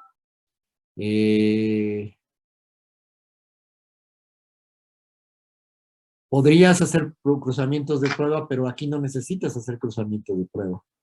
¿Por qué no necesitas hacer cruzamiento de prueba? Nosotros necesitamos sementales de este genotipo, porque son los que son homocigotos dominantes, ¿sí? Tenemos que distinguirlos de los del genotipo intermedio, pero ¿cuál es la diferencia entre estos sementales y estos sementales? ¿Los cuernos? Claro, De cuerno. exacto. Los sementales homocigotos dominantes tienen cuernos, los sementales heterocigotos no tienen cuernos. Así de simple, ¿sí? Pues aquí no hay que hacer ni cruzamiento de prueba, porque con el hecho de utilizar sementales con cuernos, queda resuelto el problema sin mayor averiguación, se acabó. ¿Por qué? Si ven este esquemita, ¿sí? Semental con cuernos, con su genotipo, lo apareamos con una hembra con cuernos y obtenemos puras crías con el genotipo de los papás. Semental con cuernos, lo apareamos con una hembra heterocigota, este es su genotipo, vamos a obtener descendencia con el genotipo del papá, normales y con cuernos, o como en el genotipo de la mamá, normales y sin cuernos. Y si al semental con cuernos lo apareamos con estas hembras con el genotipo en donde se podría presentar la intersexualidad, pero son hembras que resulta que son normales, ¿sí? Como ya les dije, por lo de aquello de la penetrancia incompleta, lo que vamos a obtener es una descendencia de puros heterocigotos. Y todos van a ser normales. Entonces, moraleja, siempre el primer requisito en la toma de decisiones para considerar a un animal como semental es que desarrolle cuernos. A lo mejor está desbotonado, a lo mejor está descornado, pero que pueda o haya podido, tuviera la intención genética de desarrollar cuernos. Y me invierto todo este tiempo en este asunto, porque ha habido situaciones históricamente en algunos colegas que en las granjas en confinamiento, donde la presencia de cuernos representa problemas en los animales, ¿por qué? Pues cuestiones de jerarquía, cuestiones de daño a instalaciones, etcétera, etcétera, pues de repente han tenido la maravillosa idea de decidir, pues empezar a seleccionar animales sin cuernos, comenzando por utilizar sementales sin cuernos. Y bueno, pues ya se imaginarán cuáles son las consecuencias, ¿no? Entonces, definitivamente por ahí no va la cosa, todo lo contrario, hay que buscar sementales. El primer, insisto, criterio para decidir si entre sementales que puedan ser adquiridos es que tengan cuernos. Los que no puedan desarrollar cuernos van para afuera, no entran al concurso. Así lo hacen los grandes programas de mejoramiento genético. Cuando están en el momento de escoger a sus progenitores, a los que van a hacer la élite genética, el primer requisito para entrar al concurso para ser progenitor es poder desarrollar cuernos. Ojo con eso, ¿sí? Entonces, a nivel de granja, en confinamiento, pues lo que tenemos que hacer es desbotonar, descornar, despuntar para atender el problema que ocasiona la presencia de cuernos en esas condiciones, en ese sistema de producción. Ojo con eso. ¿Alguna pregunta hasta aquí? No, doctor. Bueno, otros dos situaciones, otro problema, otro defecto, criptorquidismo, que ya lo conocen ustedes, puede ser uni o bilateral en caprinos, también se debe a un gen recesivo y también, al igual que los otros 4 que hemos visto, la manera de ir disminuyendo la frecuencia del gen en la población es utilizar sementales homocigotos dominantes, así de simple, ¿sí? Y una peculiaridad en caprinos que es la ginecomastia, que como seguramente saben es el desarrollo de glándulas mamarias en individuos del género masculino. En caprinos se presenta, esta es una de esas características morfológicas que no están relacionadas nada más a un solo locus, porque esta es una característica que tiene que ver con la calidad genética para la producción de leche en la población o del semental o del macho en particular, ¿sí? Entonces, ¿dónde vamos a llegar a observar ginecomastia? En cabras, en razas lecheras, en caprinos de razas lecheras, ¿sí? Y en particular en machos de poblaciones de razas lecheras de muy alta calidad genética. Entonces, aquí tienen en la imagen un macho que tiene ginecomastia, pueden ver aquí el escroto, y aquí ven la glándula mamaria desarrollada.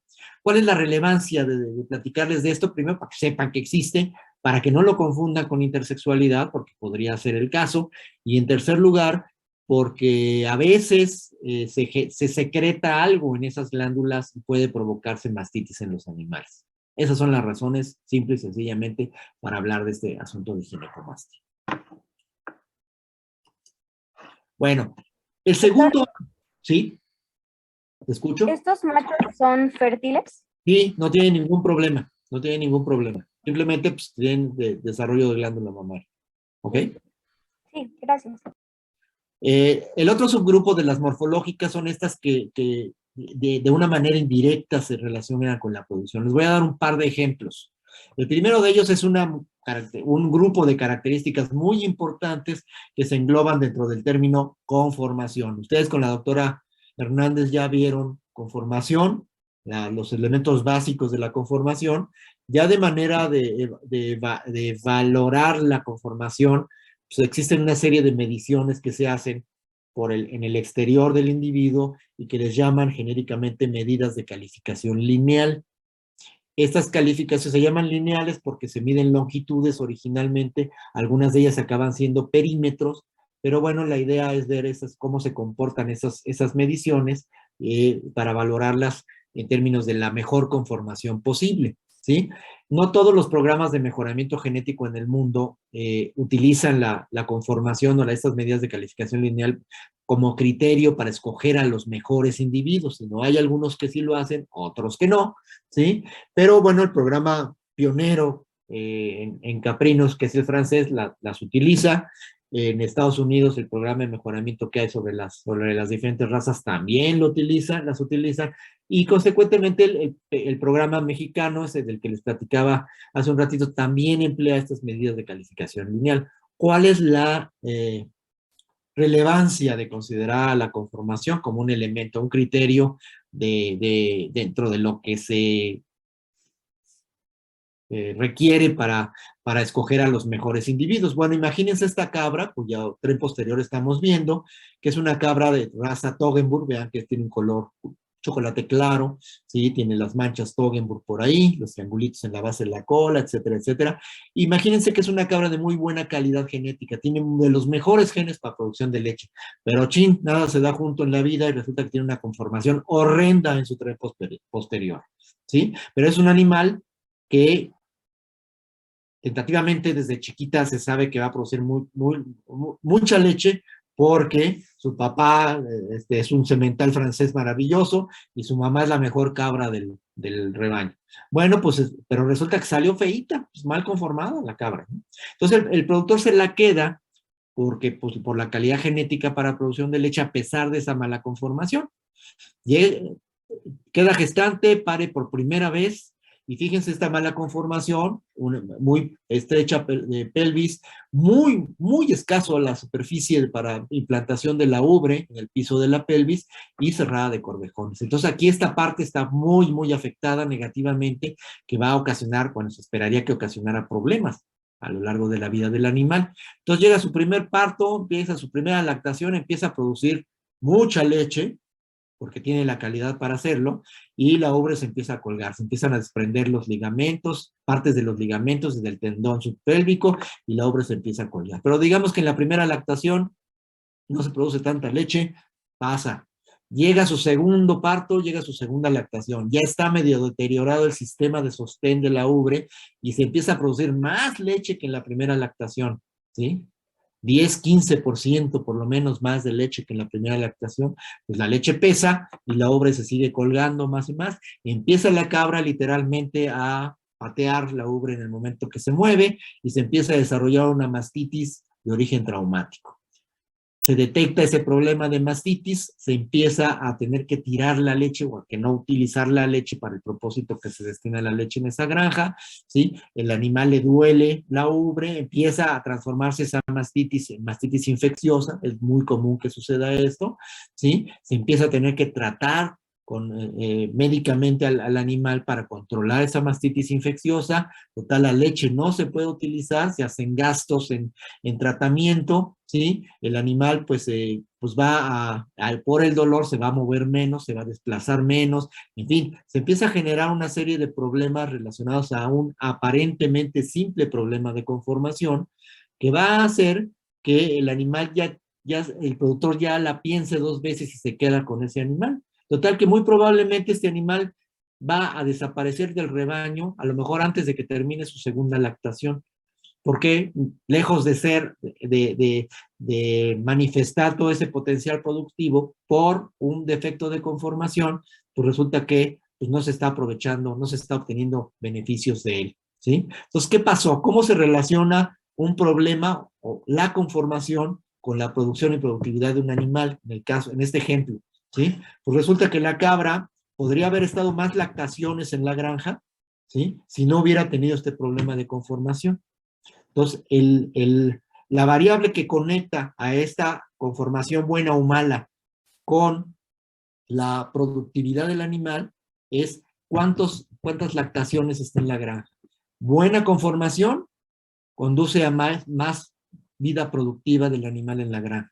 Mala conformación conduce a una menor vida productiva del animal de la granja. Entonces, esa es la tercera variable con la que se conecta la conformación con la producción y productividad del animal, ¿sí?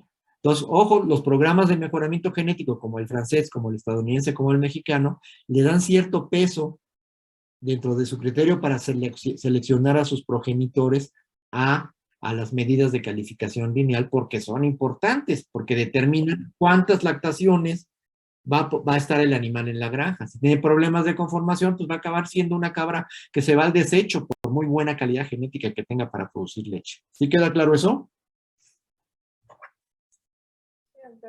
¿Se entendió? Bueno, otro ejemplo, rápidamente, es el de la conformación escrotal, ¿sí? La conformación escrotal se ha estudiado ya desde hace varios años por los españoles, particularmente la murciana granadina, y ellos determinaron o encontraron en sus estudios que, voy a empezar del lado derecho, acá donde tengo el cursor, que la conformación son, no sé si parezcan, pero son esquemas de tren posterior de machos, ¿no? Del lado derecho tenemos un macho con una conformación escrotal que se define como una V, una V de vaca, en donde los dos sacos escrotales están perfectamente adheridos hacia la parte baja del escroto, y ellos vieron que este tipo de conformación en machos transmite a la progenie, en el caso de hembras, este tipo de ubre globosa, como ustedes ya saben, con pezones cilíndricos, y sobre todo una amplia implantación o amplia superficie de implantación de la ubre en el piso de la pelvis, lo cual se busca en la cabra lechera, como recordarán. Y por otro lado, estos machos que tienen esta configuración o esta conformación que desde el punto de vista gráfico se define como una W, ¿sí? Vieron ellos que transmiten o heredan a su progenie, en el caso de hembras, esta conformación de ubre que es la piriforme, con pezones cónicos, y lo más importante aquí es una relativamente poca superficie de implantación de la ubre en el piso de la pelvis. Un poco como el caso que veíamos en la imagen anterior, ¿sí? Entonces, lo lógico es que en animales lecheros, pues estemos buscando, uno de los criterios de selección es que esta conformación tenga los sementales, ¿sí? Lo cual, pues es lógico, está muy bien. Pero hay un pequeño detalle que tiene que ver con esto, con los pezones, ¿sí? Los pezones cilíndricos son pezones que se adaptan muy bien a las pezoneras de los equipos de ordeño mecánico. Entonces, los productores que ordeñan mecánicamente no tienen ninguna duda en que estos son los sementales que hay que escoger. Pero, ¿qué pasa con los productores que ordeñan todavía a mano? Que hay muchos. A pesar de que cada día hay más acceso a los equipos de ordeño, sobre todo portátiles, hay todavía muchos productores que ordeñan a mano. Bueno, pues esos productores definitivamente no les gusta tener cabras con pezones cilíndricos porque son pequeñitos, son muy difíciles de ordeñar y resulta ser muy desgastante, ¿sí? El ordeño, entonces, de esta manera. Pero en cambio, estos pezones cónicos, pues resultan ser maravillosos, ¿no? Como que la naturaleza los diseñó ergonómicamente para nuestras manos. Ordeñar pezones cónicos a mano es facilísimo. Aunque no haya ordeñado uno nunca en su vida, dice uno, qué bueno soy para esto, si le toca ordeñar unos pezones cónicos. Entonces los productores pues la pasan mucho mejor cuando ordeñan cabras con pezones cónicos. Pero el precio que hay que pagar es esta conformación, que no es buena. Ya hablábamos hace un rato de lo que determina menos vida productiva, ¿sí? Entonces no es lo bueno. Y ellos tienen que tomar la decisión de sacrificar conformación por facilidad de ordeño manual o sacrificar la facilidad de ordeño manual por mejorar la conformación de sus hembras. Entonces ahí sí es una decisión, digamos, de vida, ¿no? Que prefiero mejorar mi calidad de vida en términos de que me cueste menos trabajo ordeñar, aunque sacrifique la conformación de mis hembras, o sufrirle más en el ordeño manual, pero mejorar la calidad de mejorar la conformación de mis hembras, ¿sí? Y como les decía, afortunadamente poco a poco nos vamos moviendo de una manera muy lenta. Ahorita en este sexenio lamentablemente ya no se da, pero el sexenio pasado hubo gran promoción y apoyos para pasarse del ordeño manual al mecánico en caprinos, no nada más por esto, evidentemente, sino porque pues, el manejo del proceso de ordeño se hacía de una manera más eficiente, que conducía a leche de mejor calidad y con inocuidad. Pero pues ahorita ya no se está haciendo eso, ¿no? Pero bueno, esa es la otra característica que de una manera indirecta se relaciona con la producción. Dejamos las características morfológicas y pasamos a las características que tienen que ver con la producción, ¿sí? A diferencia de las morfológicas, estas características sí están influenciadas por muchos genes cuya participación es individual en muchos casos, ¿no? ¿Sí? Una acción aditiva importante, acuérdense, una de las acciones de los genes, o sea, se mide la acción aditiva en estas características para ver de qué manera se pueden mejorar. Y por otro lado, a diferencia de las morfológicas, aquí sí el ambiente influye mucho en la manifestación de estas. Vamos a dividir estas características en 3 subgrupos que vamos a revisar ahorita cada uno de ellos, ¿sí? Unas son las características directamente relacionadas con la producción, otras son las características reproductivas y las terceras son las características que tienen que ver con la viabilidad de los individuos. Primer subgrupo, las características directamente relacionadas con la producción. Son todas aquellas que están muy cerca del producto final. O sea, si yo les hablo de producción de leche, ¿qué característica está muy cerca de la producción de leche y que por lo tanto pertenece a este grupo? Díganme algunas rápidamente. ¿Qué me dirían? O sea, ¿qué se puede medir que tenga relevancia económica, que esté muy cerca del concepto producción de leche? ¿Podrían ser los litros que produce? Claro, para empezar, ¿cuánta leche se produce en un día, en un mes, en una lactación? Por supuesto. ¿Qué más? Muy bien. ¿Qué otra cosa?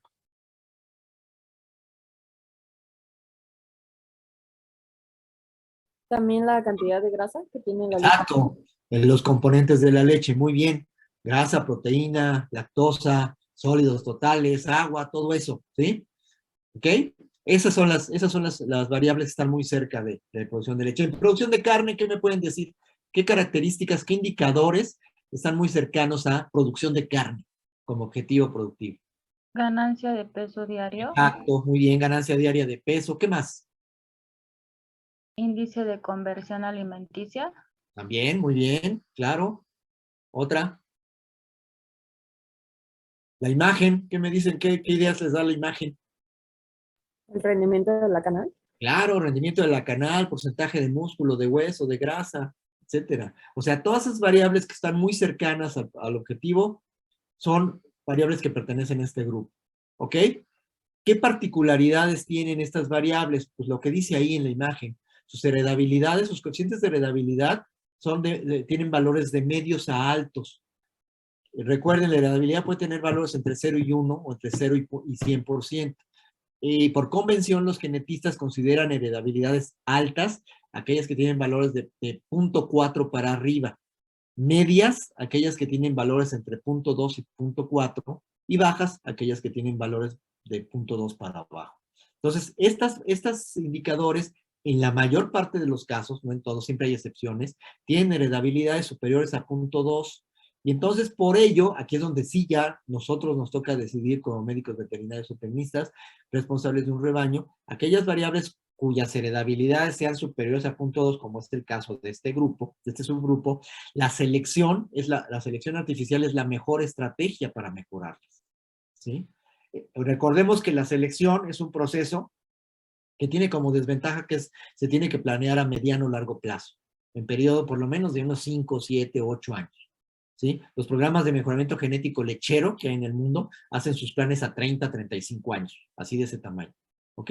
La ventaja que tiene la selección como estrategia de mejoramiento genético es que los logros que se van teniendo se van acumulando, ¿sí? Se van acumulando de generación en generación, ¿sí?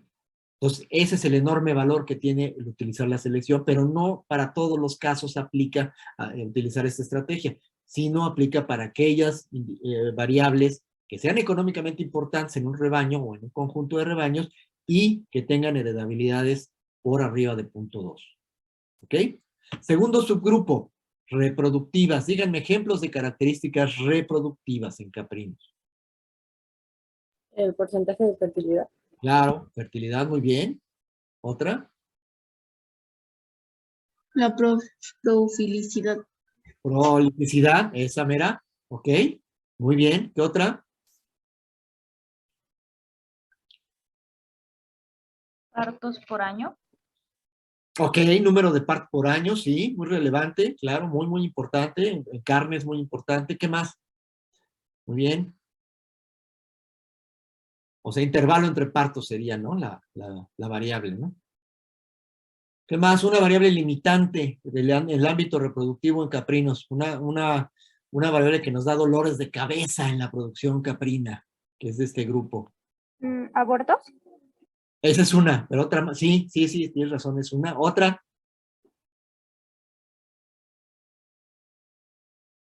Una mucho más básica, antes de llegar a los abortos.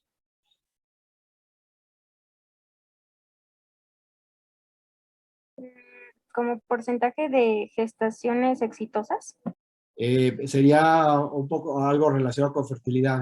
Ahí no tenemos problemas. Son buenas las cabras en eso. Son buenas. No, pues, ¿qué me dicen de la estacionalidad, no? La estacionalidad es un dolor de cabeza, ¿sí? En la especie. O sea, es un asunto con el que hay que lidiar, porque eso hace que haya estacionalidad en la producción. Entonces, esa es una variable. Pero hay otras N variables reproductivas, como ya dijimos, intervalo entre partos, servicios por concepción, días abiertos, en fin, etcétera, etcétera, etcétera, que caen dentro de este grupo. No todas se utilizan en caprinos, ¿sí? Sin embargo, bueno, pues son reproductivas. ¿Qué particularidades tienen estas variables reproductivas? Una, heredabilidades bajas. Aquí ya la heredabilidad no es lo suficientemente buena para utilizar la selección como estrategia de mejoramiento. La podemos utilizar, pero nos tardaríamos muchísimo tiempo en lograr mejoras en variables reproductivas con baja heredabilidad. La segunda es que, como ustedes saben, estas variables reproductivas generalmente se hacen más deficientes cuando hay fenómenos de consanguinidad en la población. Entonces hay que tener cuidado de controlar la consanguinidad. Y bueno, dado que no se puede utilizar bueno, no se debe, no es lo recomendable utilizar la selección en estas características, pues, ¿qué hacemos para hacer mejora genética con eso? Bueno, pues utilizamos el otro recurso que hay, muy importante, que es el recurso que es totalmente opuesto o lo opuesto a la consanguinidad, que es el llamado cruzamiento abierto.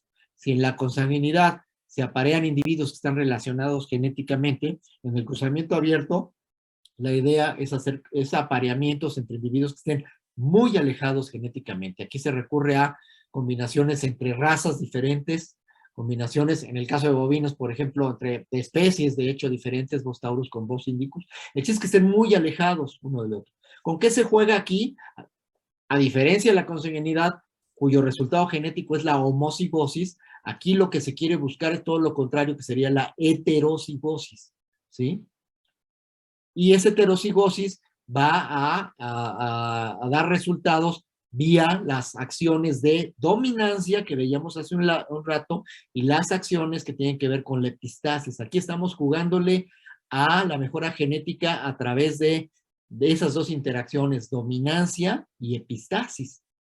El cruzamiento abierto tiene como el efecto más popular, más conocido del cruzamiento abierto, pero no es el único, es la heterosis, la llamada heterosis o vigor híbrido, que si se acuerdan, se define como la superioridad genética del hijo con respecto a sus padres, o por lo menos a alguno de ellos. En el caso de caprinos no hay un cruzamiento así como icónico o ejemplo que se haya dado, por lo menos en el hemisferio occidental, para generar heterosis, aunque se hace el cruzamiento abierto, se utiliza tanto en México como en otras partes, ¿sí? Pero en bovinos sí hay cruzamientos como icónicos o ejemplos de esto. En México, uno del que yo me acuerdo porque me tocó desde sus inicios, el Holstein Cebú, y que uno de los lugares donde se empezó a hacer este cruzamiento Holstein Cebú para trópico, para producir leche en el trópico, fue en el rancho de Martínez de la Torre de la facultad, ¿sí? Esas vacas F1 son una maravilla porque son animales que tienen una mucho mayor capacidad a las condiciones de trópico húmedo que su ancestro Holstein, y tienen una producción de leche mucho mayor que el ancestro cebuino. Esa es la idea de hacer el cruzamiento abierto, ¿sí? Entonces, ahora en los caprinos, en rebaños lecheros, se está promoviendo un cruzamiento terminal en donde se introducen material genético de la raza Boer, es decir, se utilizan sementales de raza Boer para producir cabritos que van a tener un efecto de heterosis o de vigor híbrido muy bueno, y van a ser cabritos que se destetan más rápidamente, que tienen mayores ganancias de peso y que son F1,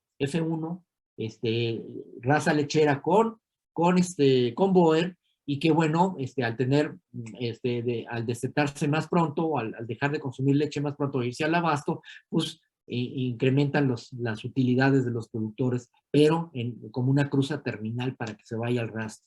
Ese es un ejemplo que se empieza a dar apenas en estos días, ¿no? En estas últimas épocas, digamos, ¿no? Pero no hay hasta la fecha no hay un cruzamiento así muy, muy tradicional, icónico en caprinos.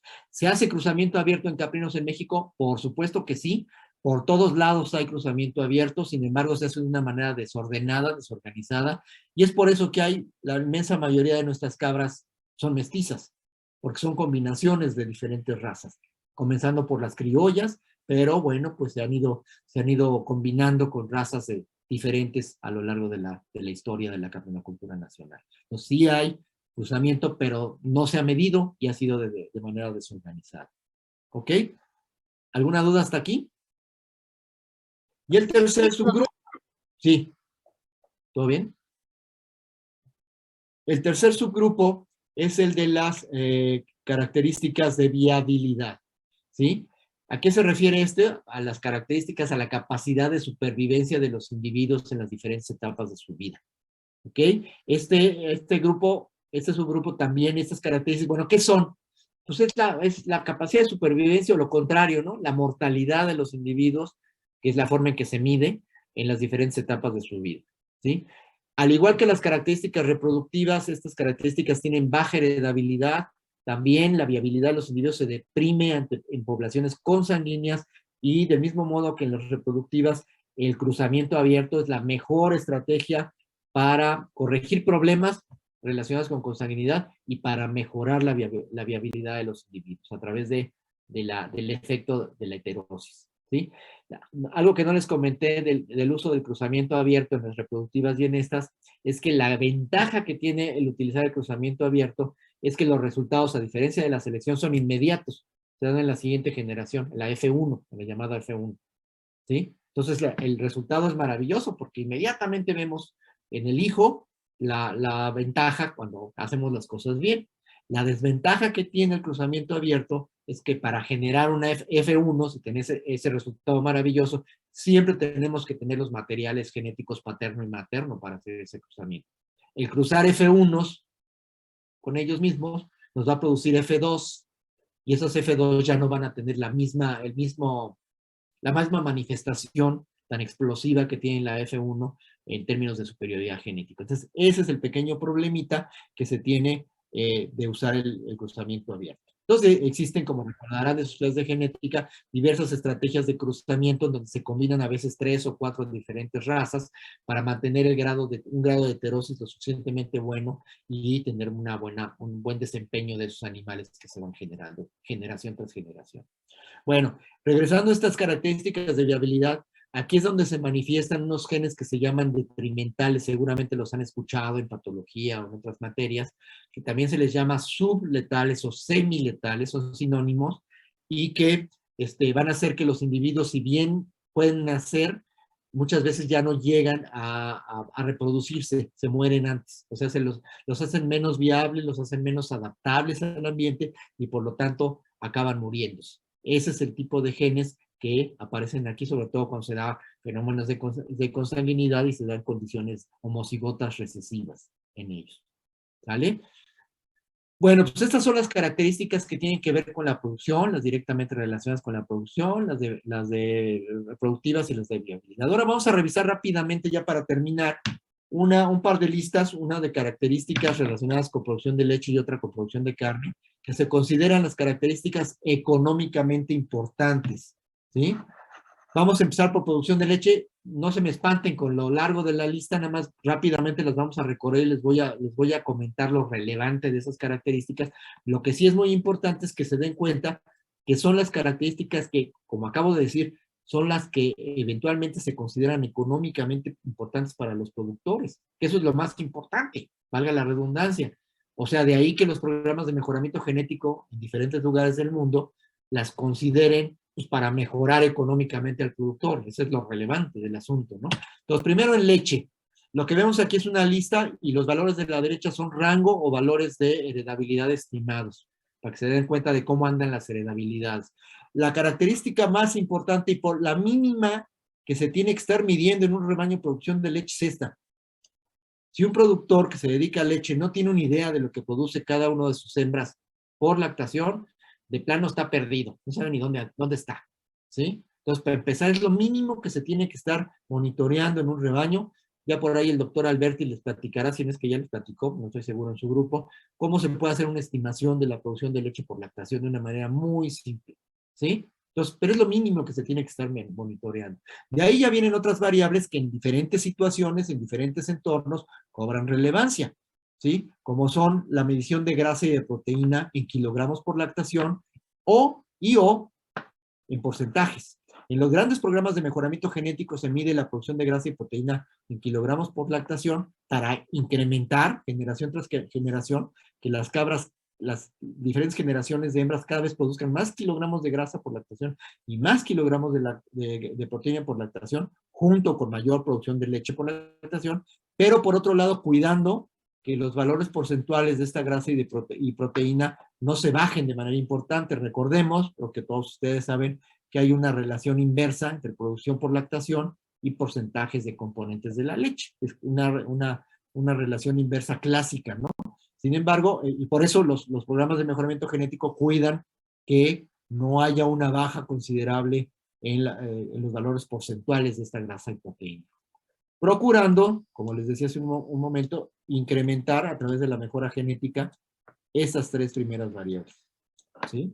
Luego viene la parte de la proteína coagulable, que países como Francia le dan una enorme relevancia económica porque la proteína coagulable es la que determina el rendimiento de la leche en los quesos, ¿sí? Este componente de caseínas, del cual les hablará el doctor Alberti, ¿sí? Es muy relevante, los franceses ya lo han estudiado muy a fondo, ya conocen los alelos que determinan las características de los componentes de caseína en la leche, y con ello incrementan el rendimiento y le dan características a los quesos de textura, sabor, etcétera, etcétera, ¿no?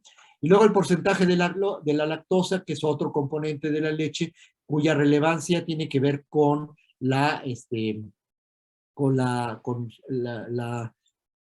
el uso de la leche para transformarlo a quesos o a leches acidificadas, donde la lactosa resulta ser el alimento de las bacterias que se emplean para hacer la transformación hacia leches acidificadas hacia queso. Entonces, si la lactosa baja en la leche, pues ya estas bacterias no tienen de qué alimentarse y no van a producir ácido láctico, que es un compuesto fundamental en las características de los derivados que les acabo de mencionar. Y luego lo que tiene que ver con la intensidad de la leche, el sabor de la leche, que está asociado a la componente graso de la misma, y que ya el doctor Alberti les comentará, o ya les comentó, que está asociado a unos ácidos grasos particularmente abundantes en la leche de cabra. No me meto en eso para no invertir tiempo en eso, porque el doctor Alberti se los va a platicar o ya se los platicó. Siguiendo con la lista de producción de leche, ¿sí? Una variable muy importante y que algunos programas de mejoramiento genético la consideran porque realmente es relevante, es el tiempo que tardan las cabras en ser ordeñadas. Es decir, se buscan cabras que sean fáciles de ordeñar y por lo tanto se ordeñen rápidamente. ¿Qué consecuencias tendrán que las cabras se ordeñen más rápido? Fíjense, consecuencias directas sobre la economía de la granja. Si se ordeñan las cabras más rápido, ¿sí? El tiempo que se destina en el proceso de ordeño va a ser menor. Por lo tanto, la energía que se utiliza para el funcionamiento del equipo de ordeño, en el ordeño mecánico, va a ser menor, y por lo tanto el costo de la energía para ordeñar a las cabras va a ser menor. Repercusión económica directa, ¿sí? Si se ordeñan las cabras más rápido, ¿sí? La mano de obra necesaria para ordeñar a las cabras con ordeño mecánico va a ser menos tiempo de mano de obra y por lo tanto va a ser más barato ordeñar a las cabras. Si las cabras se ordeñan más rápido, los equipos de ordeño que se necesitan van a tender a ser más chiquitos, con menores inversiones y menores gastos de mantenimiento.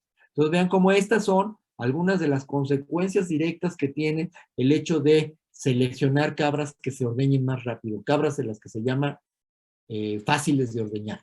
Entonces, programas de mejoramiento genético como el de la murciana granadina en España ponen mucha atención en variables como esta. No es la única que tiene que ver con facilidad de ordeño. Se llaman variables que tienen que ver con la facilidad de ordeño. Y vean el grado de heredabilidad que es súper alto. Luego viene la edad del primer parto, que es muy relevante en cabras lecheras porque es el momento en que la primala empieza a producir leche y le empieza a generar dinero al productor. Entonces, es muy relevante que esa edad, que esa edad sea temprana, ¿no? Que esa edad sea pronto, ¿no? Luego viene una variable reproductiva, vean la baja heredabilidad. Sí, híjole, ya se me acaba el tiempo, 3 minutos, ¿sí? Pero es muy importante porque el productor siempre desea que su cabra, su primala pase rápidamente a la segunda lactación porque va a producir más leche que en la primera. Luego viene el peso vivo a los 7 meses, que es una variable estratégica en cabras lecheras porque es muy heredable, porque se mide relativamente temprano después del inicio de la vida del animal y porque está asociada directamente con lo que el animal va a producir. Es decir, cabras que pesan más o cabritas que pesan más a los 7 meses son cabras que van a producir más leche en su vida posterior. ¿Sí? Una variable que se controla en los grandes programas de mejoramiento genético es el peso vivo adulto y la talla, porque cuando no se controla el peso, los animales que producen más leche son los animales que tienen más tamaño. No nos interesa que nos crezcan las cabras generación tras generación, sino mantenerlas pequeñas, pero con niveles de producción de leche muy, muy grandes, ¿no? Entonces, si no se controla, pues vamos a seleccionar cabras más grandotas porque producen más leche y eso hace que nos crezcan las cabras, y las cabras más grandotas son menos eficientes biológicamente y bioeconómicamente, porque para empezar comen más, sus requerimientos de mantenimiento son mayores. Otra es el tamaño de la camada, poco heredable, es una variable reproductiva, y el peso al nacimiento, que a pesar de ser una variable directamente relacionada con la producción, es muy poco heredable. Y ya por último, última imagen, algunas de producción de carne, ¿sí? Una es la edad al primer parto. Al productor de carne le interesa que sus primalas paran lo más pronto posible para que produzcan cabritos y los pueda vender. Igualmente le interesa que sus hembras tengan un intervalo entre partos más cortito, para que paran más seguido cabritos y estos cabritos los pueda vender. Vean, ese reproductivo y poco heredable. Lo mismo con el tamaño de la camada. Al productor de carne le interesa que sus cabras paran 2 en vez de un cabrito, porque eso les va a producir más kilos de cabrito al destete y por lo tanto va a ganar más, ¿no? Pero poco heredable. Lo mismo que la supervivencia y la lactancia es muy importante en producción de carne porque se da bajo condiciones extensivas. Al productor de carne le interesa que sobrevivan sus cabritos hasta el destete para que los pueda vender. Un par de variables que tienen que ver con la canal, con heredabilidades muy interesantes como para mejorarlas por selección, pero que todavía no estamos en el momento de utilizarlas de una manera eficiente. Hay que resolver otras cosas, ya lo platicaremos en producción de carne, antes de meternos tanto con porcentajes de componentes de la carne. Y por último, ya para terminar, lo que comentaron algunos compañeros, eficiencia de conversión alimenticia, es una variable muy importante económicamente hablando, pero excepcionalmente poco heredable para ser directamente relacionada con la producción, porque no depende nada más del material genético del animal, de la calidad genética del animal, sino depende de la calidad del alimento que se le da al animal. Y con esto terminaría esta primera parte del paseo. Y ya si a alguien le interesa continuar con este rollo, pues nos veríamos en Cabras 2 si se atreven. ¿Vale? Les agradezco el tiempo. Rayando las 6 de la tarde. Si tienen alguna pregunta rápidamente, con todo gusto. Si no, después me la hacen o por correo electrónico o por como quieran. ¿Sí? Pero ya terminaría apenas rayando en la raya. Todo claro, doctor, gracias. Sí, todo claro, gracias. No hay de qué, no hay de qué. Muchas gracias, doctor Cohen. Perdón por las prisas al final, pero bueno, pues ni modo. Bienvenido al club. Si leche me toca la próxima semana. Ok. No has visto lo de leche. Ok. Muy bien. Bueno, pues les agradezco. Muchas gracias por permitirme estar aquí un ratito con ustedes. Insisto, nos vemos el martes. No olviden hacer la tarea que les pedí para poder trabajar esto de manera mucho más participativa, para que no se queden así como que con los brazos cruzados porque no pueden participar. ¿Sale? Sí, doctor, gracias. Sale, pues, nos vemos.